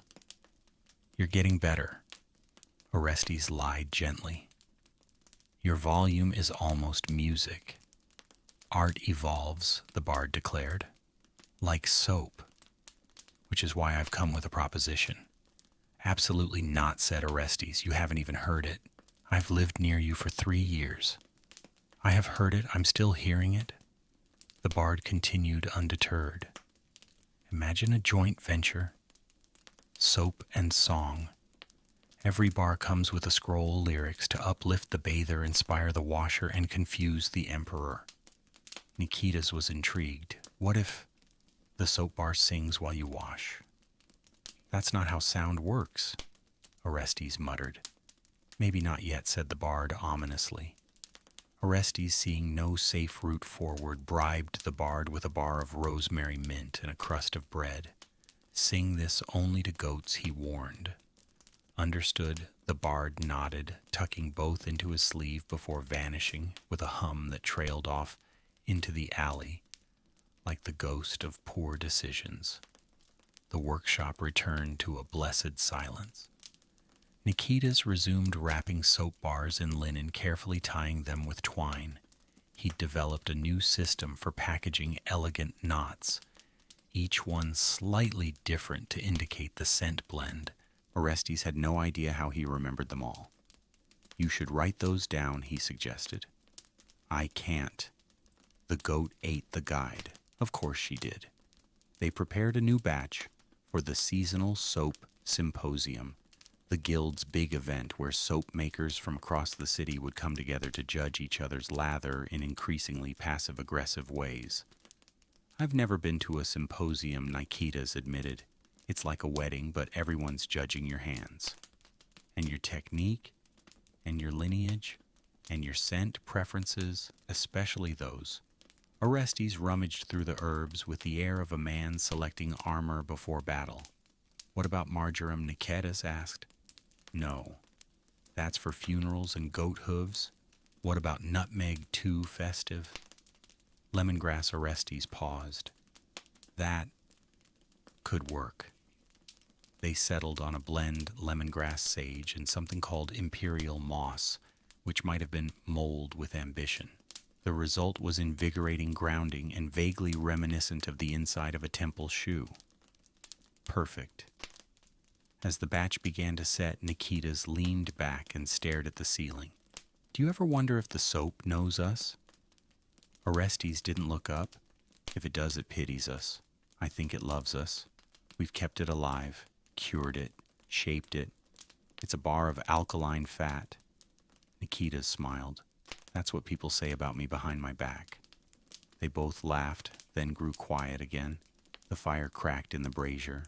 Outside, a bell rang from the direction of the guild hall, probably someone announcing a sale or possibly a duel over soap molds. The Strategos had sent word too. Another order, this time for his sister-in-law, who reportedly bathed only on feast days and smelled like incense, ambition, and burnt eggs. They began formulating a scent. Orestes leaned toward cinnamon and clove. Nikitas insisted on myrtle and bitter orange. Too sweet, said one. Too sharp, said the other. In the end, they compromised a blend of both with a splash of vinegar to remind the nose not to get cocky. They were stirring the new batch when the door opened slowly. Helena entered. Orestes straightened instinctively. Is it the hinge? No, she said. It's your son. Nikitas turned startled. Wait, Orestes has a son. No, said Helena. We have a son. You just forgot again. Ah, said Orestes, relaxing. How's he doing? He built a soap mold in the shape of St. George. Then he filled it with melted cheese. Functional, sticky. She sat beside the fire and watched the two men work. Occasionally she offered a quiet correction or sighed at their measuring techniques. When the mixture was ready, Helena helped pour it into the saint-shaped mold, new experimental, and probably going to cause a scandal. We'll call it the Sinner's Cleanse, Nikitas suggested. Or St. George's Regret, said Orestes. Or don't ask, just rinse, Helena muttered. Evening descended slowly. The city hummed outside. A few neighbors stopped by for last-minute soap purchases, one for a wedding, one for a goat that had gotten into something deeply unholy, and one for a fishmonger who claimed he could smell his own childhood on his hands. Tragic Orestes said, handing over a bar of lemon ash. They cleaned the tools, covered the molds, locked the herbs in the chest with extra rope this time, and watched as the shadows crept up the walls like curious cats. You know, said Nikitas, we may not be rich. We're definitely not. We may not be famous, only among soap inspectors, but we've made something good. Orestes looked at the shelves. Soap. Neat, fragrant, humble. I suppose we have, he said. And then Eupraxia sneezed. Again. Directly onto the guild batch. I suppose we had, he corrected. There are few things more humbling in life than watching a goat sneeze directly onto your most prestigious soap batch. Orestes stared at the sputter of unfortunate droplets glistening on the surface of the guild submission bar. A lemongrass and sage blend that had, up until 30 seconds ago, represented their best hopes for professional recognition and potential increase in linen thread bartering rates. Nikita, slowly reaching for a cloth, whispered, "Can we fix it?" "No," Orestes said grimly, "but we can lie about it. Eupraxia, blissfully unaware of the emotional turmoil she'd unleashed, gave a snort of satisfaction and began chewing on the rope meant to tie the herb chest shut. The rope snapped. She blinked, utterly unbothered, and wandered over to the St. George mold, which now looked less like a religious symbol and more like a martyr melting into a puddle of cheese-based penance. "Is she possessed?" Nicetas asked. "No," Orestes said. "She's just Byzantine." They debated salvaging the batch. Could they rebatch it? Scrape off the top layer, sprinkle some crushed mint, and pretend the sparkle was intentional? In the end, they placed the bar into the mystery shelf, a section of the shop reserved for experiments, accidents, and gifts for relatives they didn't particularly like. "We'll make a new guild bar," Orestes said, already dragging out a clean mold, one with no interruptions, no goats, no artistic input from barnyard prophets. Nicetas, to his credit, got to work immediately. They selected new ingredients, something simple, classic, impossible to misunderstand. Olive oil-based rosemary, a hint of crushed grape leaf, and 1 drop of rose water. Balanced, Orestes muttered. Elegant, Nicetas added. Completely ungoat-like, Helena said, as she passed through with an armful of laundry and a glance sharp enough to slice a wheel of cheese. While the new blend cured the rest of the day, unfolded in typical fashion. A local priest arrived to purchase a bar for his superior, muttering about unholy odors in the vestry. A man claiming to be a time traveler requested soap that could function before and after the event. Orestes sold him a bar of plain olive oil and told him it worked in every era. Nicetas had a minor philosophical breakdown while peeling dried orange peels. If soap cleans the body, he asked aloud what cleans the soul. Helena, without missing a beat, replied consequences. Even Eupraxia seemed contemplative at one point, curling up beside the herb shelf and sighing as if she bore the collective sins of soap makers past. Or perhaps she just missed the vinegar. Late in the afternoon, a familiar knock came. Not the bard. No, this was the knock of someone with purpose, a slow, heavy rhythm that suggested wine and unfinished paperwork. It was the guild courier. He arrived with a scroll tucked into his belt and an expression that said, "I could be bribed, but only with something very specific like raisins soaked in regret." "Is the sample ready?" he asked, eyeing the shelves. Orestes nodded. Freshly cured, balanced, harmonious. The courier sniffed the bar and made a face, rosemary complemented by grape leaf and olive essence. "Smells pious." We were going for competent. He tucked the bar into a velvet pouch and handed over a stamped receipt, then paused. "There's talk," he said slowly, "that the guild may add new titles this year. Titles Artisan of the Quarter, Cleanest Innovation, Most Unexpected Use of Parsley." Nicetas perked up. "We have a parsley blend, no Orestes cut in." "We had an incident." The courier left the bell above the door, giving a cheerful jingle that made everyone inside flinch. They sat in silence for a long moment. "Do you think we'll win?" Nicetas asked softly. "No. Do you hope we'll win?" Orestes stirred the fire with a long spoon and shrugged. "I hope we don't embarrass ourselves in front of people who smell faintly of rose oil and disappointment." As evening arrived, they cleaned the shop again, an ongoing, never-ending ritual that felt less like sanitation and more like penance. Nicetas polished the windows with lemon rind. Orestes realigned the drying racks using a string and a level that hadn't been level since the Nika riots. Eupraxia knocked over a bucket, stared at it, then laid down in the puddle as if this was the conclusion of a great spiritual journey. "I think she's trying to ascend," Nicetas whispered. "To what?" Orestes asked. "To head soap goat. She's been training." They shared a laugh. One of those tired, warm laughs that comes not from joy, but from long hours of shared absurdity. The kind of laugh that turns strangers into apprentices and apprentices into family. Later, Helena joined them by the fire, her hands smelling of lavender and bread. They didn't talk much. There wasn't much to say. The shelves were full. The soap was curing. The city outside was noisy, chaotic, and hungry, but in here there was calm.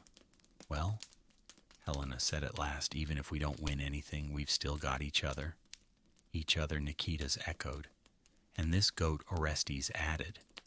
Eupraxia let out a snore, and he concluded enough soap to cleanse every regret in the district. Nikita's nodded, some of them twice. They sat quietly, letting the night settle around them like warm wool, and breathed in the scent of the day's work. Floral, honest, imperfect. Like life, the next day brought rain, not the poetic kind that makes you reflect on lost love or overdue taxes, but the insistent sideways sort that soaks your knees, seeps into your roof tiles, and makes goats incredibly smug. Eupraxia, dry and warm, in her corner of the workshop, observed Orestes and Nikita's with the serene superiority of one who had chosen her sleeping spot 2 hours before the storm began. Orestes stood at the threshold of the workshop, staring out at the alley, now a shallow river, carrying away scraps of scroll leaves and what appeared to be someone's shoe. We needed a rinse, he said philosophically. Nikita's balancing a drying tray on his head as a makeshift umbrella replied, yes, but not the citywide purge sort of rinse. The rain made everything more complicated. Deliveries were delayed. Customers stayed home.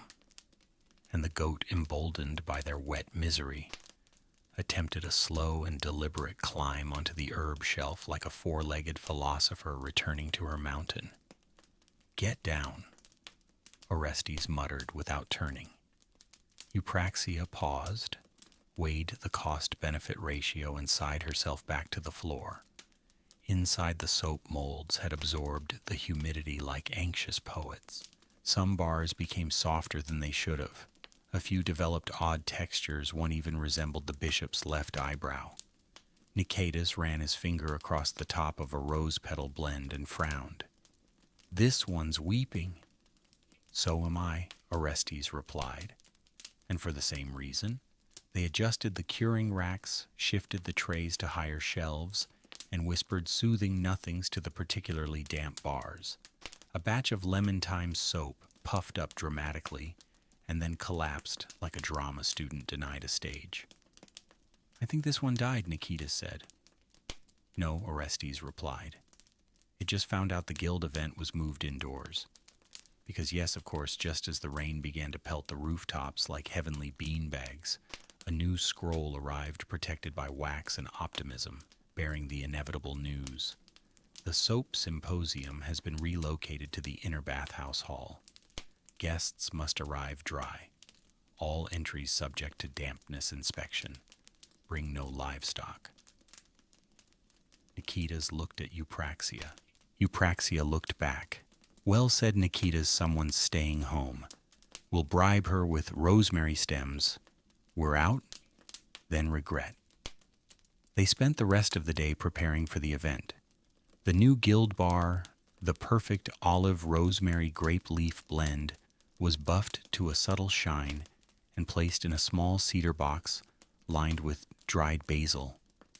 They wrapped it in a linen cloth embroidered with a sunburst. It looked for once like something worthy of display, or at least worthy of being sniffed by 5 strangers with too much time on their hands. Nicetas practiced polite phrases in the mirror. Thank you for your interest.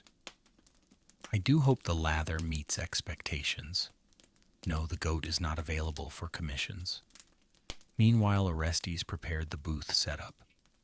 A folding table that folded only in one direction, the wrong one. A hanging cloth banner reading, "Soap the Good Kind," and 3 smaller sample bars for those who couldn't commit without sniffing things under pressure. By nightfall, everything was packed, labeled, and balanced in a crate slightly larger than necessary. Helena contributed by sewing a loop of twine into Orestes' cloak, so you stop dropping the pouch every time someone sneezes. I don't drop it. You lurch like a startled goose and flail. Flailing is part of the creative process. Then create with pockets next time. Nikita's prepared a satchel of emergency supplies, waxed linen in case of leaks, dried figs in case of fainting, and a scroll of dramatic compliments for use on judges. Just in case, he said. Orestes raised an eyebrow. You're going to compliment the judges excessively until they reward me just to make it stop. They sat by the fire late into the evening, nerves vibrating like poorly tuned lyres. Do you think we'll place Nikita's asked? No. Do you think we'll show up? Hopefully. If the cart doesn't break and the goat doesn't sabotage our axle. There was a long pause filled only by the sound of the fire hissing at the rain beyond the shutters. I'm proud of this batch, Nikita said softly. Orestes didn't respond immediately. He reached into the crate and pulled out the guild bar, held it to his nose, breathed in the scent of rosemary oil and something else, something quiet like the memory of good work. It's honest, he said. Nikita smiled. Later, as they rolled out their mats and snuffed the lamps, the storm softened. Rain gave way to drizzle. The city sighed as if easing into sleep. Eupraxia shuffled closer to the fire, curled her hooves under, and let out a long, satisfied grunt. I think she's proud of us too, Nikita's whispered. No, Orestes said. She just knows we're going to forget the banner in the morning. He wasn't wrong. The morning of the soap symposium began with two things. An optimistic sunbeam filtering through the soot-streaked window, and the unmistakable sound of Orestes stubbing his toe on the crate of guild supplies. May all hinges creak in your memory, he muttered at the box, which, being a box, offered no apology. Nikita's was already up, pacing in small circles, like a scholar preparing to debate the weight of clouds. He wore his second-best tunic, brushed his boots, until they no longer wept from neglect, and carried the guild soap bar in both hands, with the reverence usually reserved for relics or very breakable cheese. Do I look like someone who understands botanical infusions? He asked. You look like someone who knows how to pronounce rosemary without crying. That's something. Helena tied Orestes' cloak for him, then tucked a square of emergency fig bread into his satchel. If the judges are cruel, she said, chew slowly and imagine you're somewhere better, like a latrine with good airflow. Comforting, he muttered. Eupraxia, having been explicitly forbidden from coming, glared at them from behind a drying rack. She wore the expression of someone who had already made plans for the next 4 hours, and none of them were legal. I gave her the stale rosemary stems, Nikita said hopefully. She'll eat the latch, Helena replied. She always eats the latch. They departed before the city fully stirred, pushing their supply cart over cobblestones, still wet from yesterday's rain. The streets smelled of early bread steam and civic regret. Cats watched them from rooftops like tiny judges. A boy chased a chicken past a priest. Everything, in short, was normal. The guild hall, housed in the renovated remains of a bathhouse once owned by a famously corrupt sausage merchant, stood tall and echoing, its marble pillars freshly polished, its walls hung with embroidered banners bearing soap-themed heraldry. Why is there a unicorn? Nikita's whispered. Purity, Orestes said. Or hallucinations? They were directed to their assigned table by a guild assistant with very sharp hair and the politeness of someone hiding from responsibility. The space was modest, a bench, a tablecloth and a carved nameplate that read, Orestes the Soapman and Companion.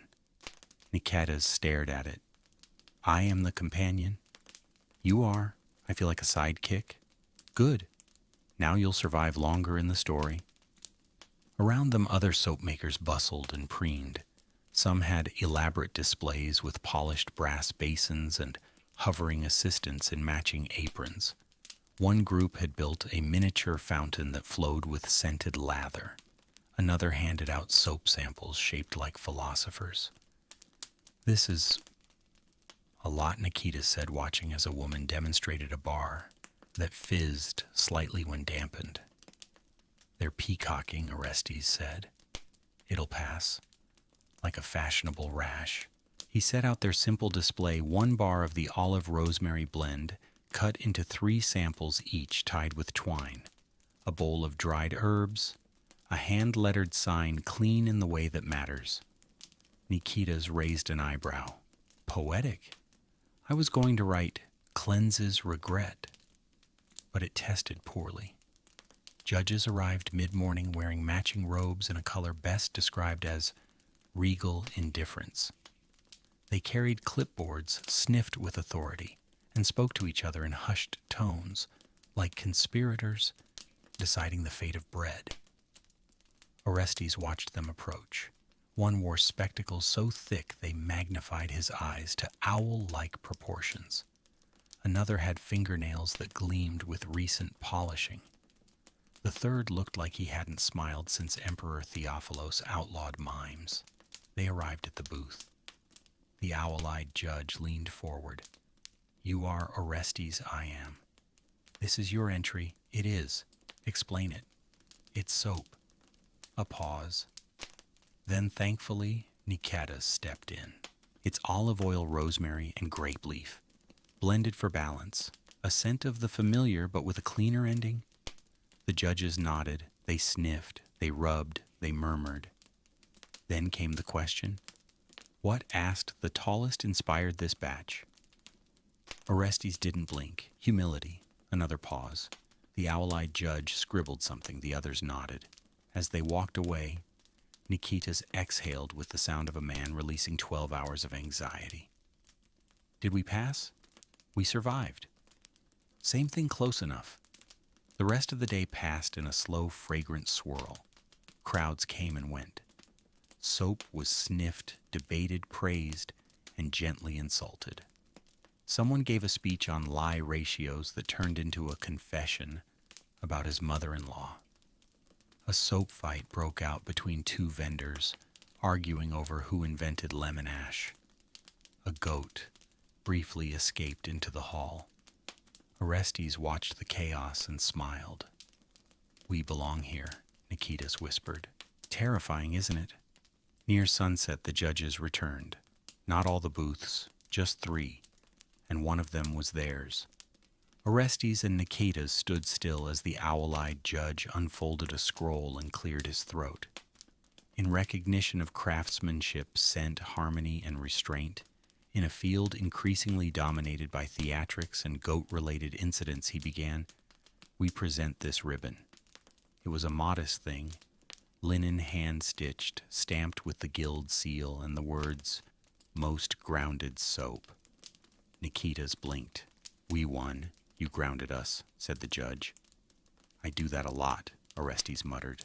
The judges moved on. The hall erupted in polite applause. Eupraxia back home probably chewed something in celebration.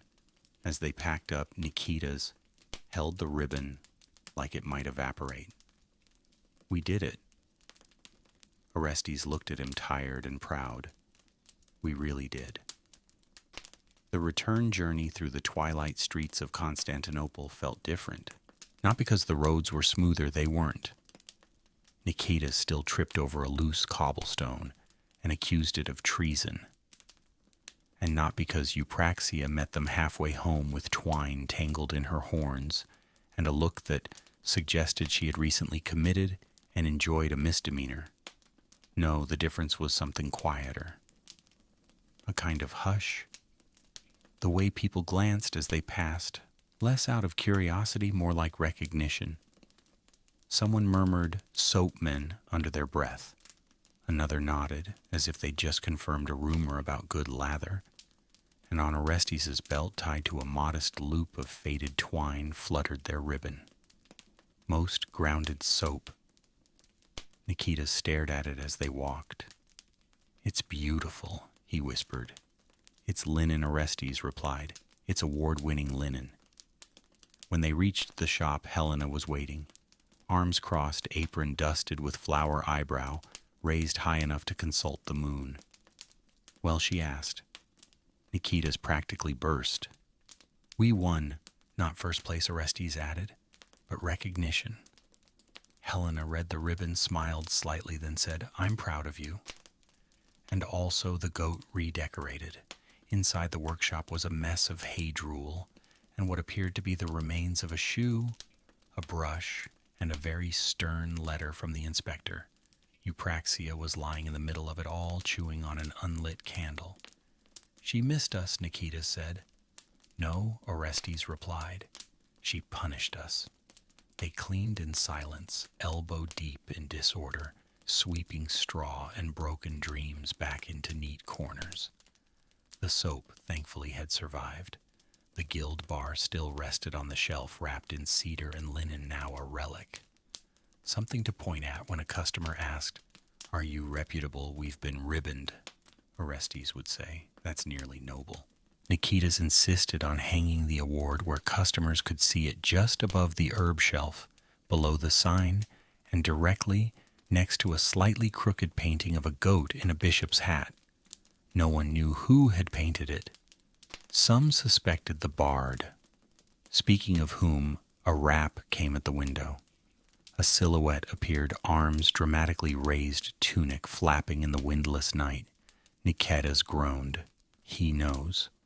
Orestes lit a candle and opened the door just as the bard burst into the workshop like a theatrical sneeze. "You," he cried, "you victorious bar wielders, you sudsy champions, you stop talking," Orestes said, "or the ribbon goes away." The bard deflated slightly but nodded. He reached into his satchel and retrieved a scroll. "What is that?" Nikitas asked, edging behind the herb jars. A song said, "The Bard, commissioned by a woman who smelled your basil blend and demanded a ballad in its honor. I call it the Clean Serenade." He unrolled it with a flourish. "I'll read it later," Orestes said quickly. "No performance later. Candlelight, maybe? Goat accompaniment? No." The bard, satisfied merely to have been acknowledged, left humming. Eupraxia watched him go, snorted, and returned to her vigil by the soap racks. One bar trembled slightly under her gaze. Later that night, Orestes sat at the workbench, running his fingers over the smooth surface of the ribbon. Niketas sat beside him, sipping a cup of mint water and occasionally nudging the award to sit straighter. "We should celebrate," Niketas said. "We are celebrating?" Orestes replied. "I mean properly. With customers, food, music. That's called a business day. No, a real event. Something with little fig cakes?" Orestes raised an eyebrow. "I think Nikita said we've earned the right to be proud out loud." Orestes considered that. Considered the dozens of batches behind them, the late nights, the exploding mold, the bard, the bureaucracy, and the goat.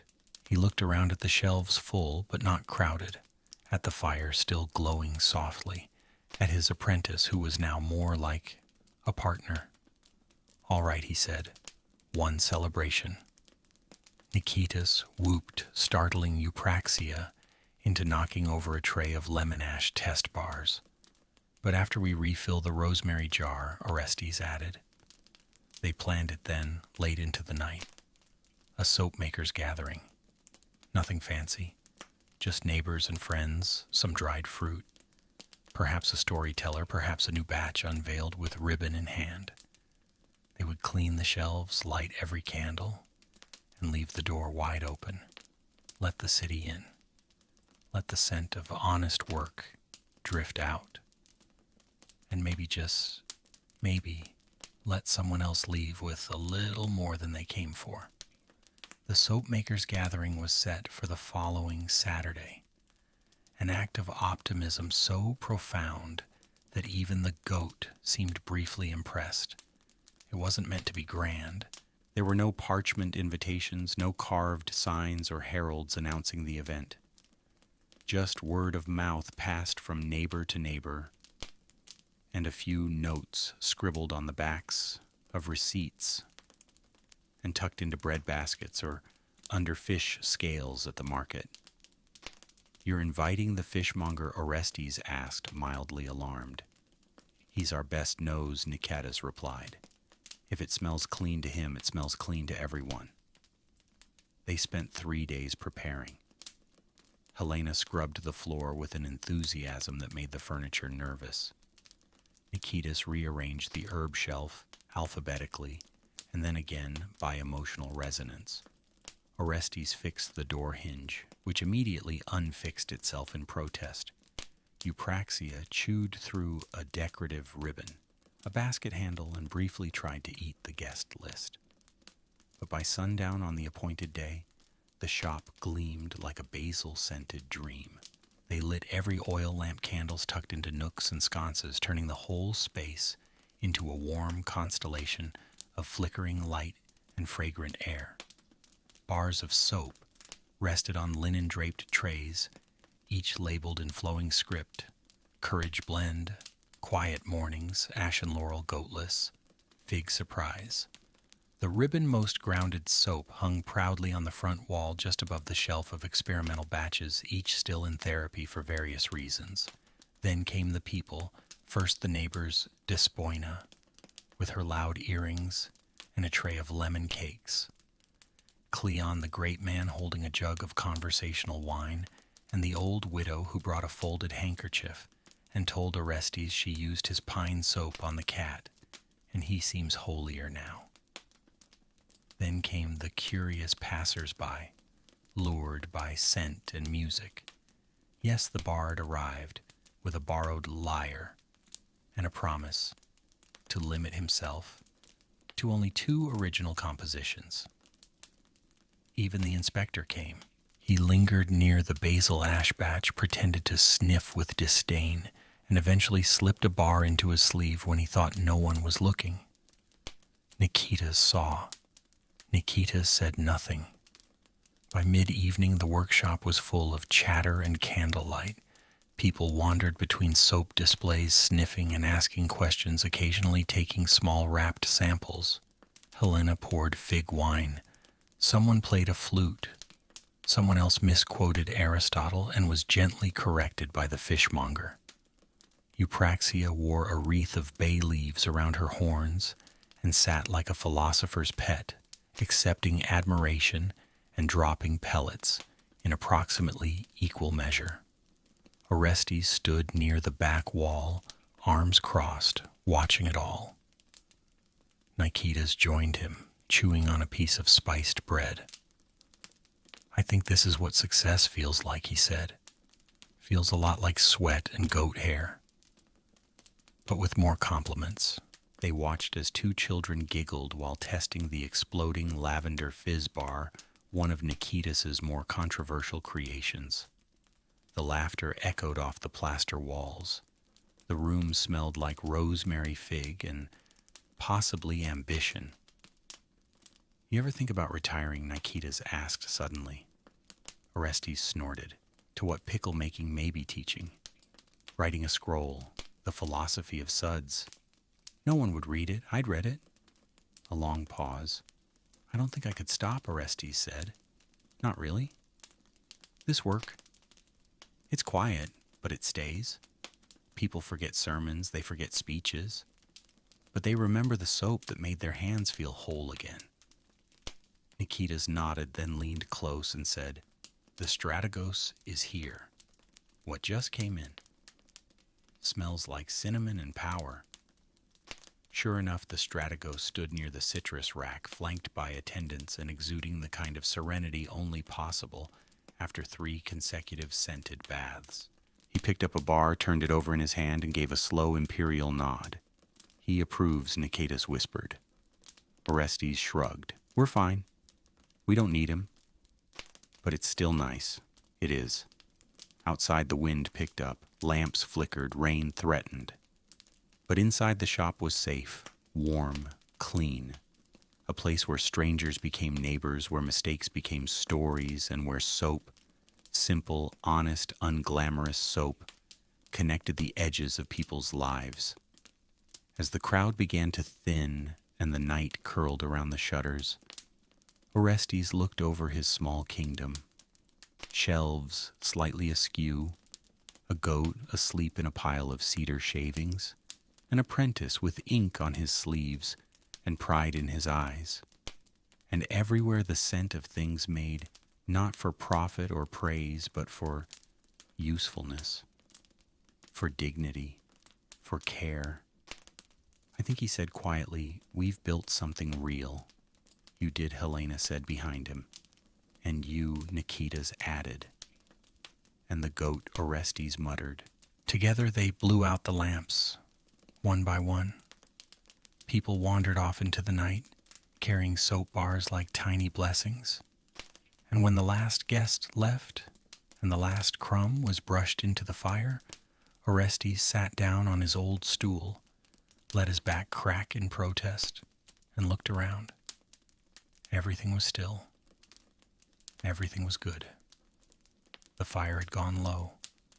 Outside the city had fallen quiet, just the distant sound of hooves on cobblestone, the faint echo of laughter far away, and the soft sigh of shutters being latched against the coming night. Inside the air was warm. The shadows were gentle. The goat snored. Orestes rested his head against the wall, listening to the fading tick of the hearth. Nothing urgent, nothing left undone. Only the soft scent of lavender and oil drifting upward, like memory. Everything's quiet now. You're safe. Let the rest take you.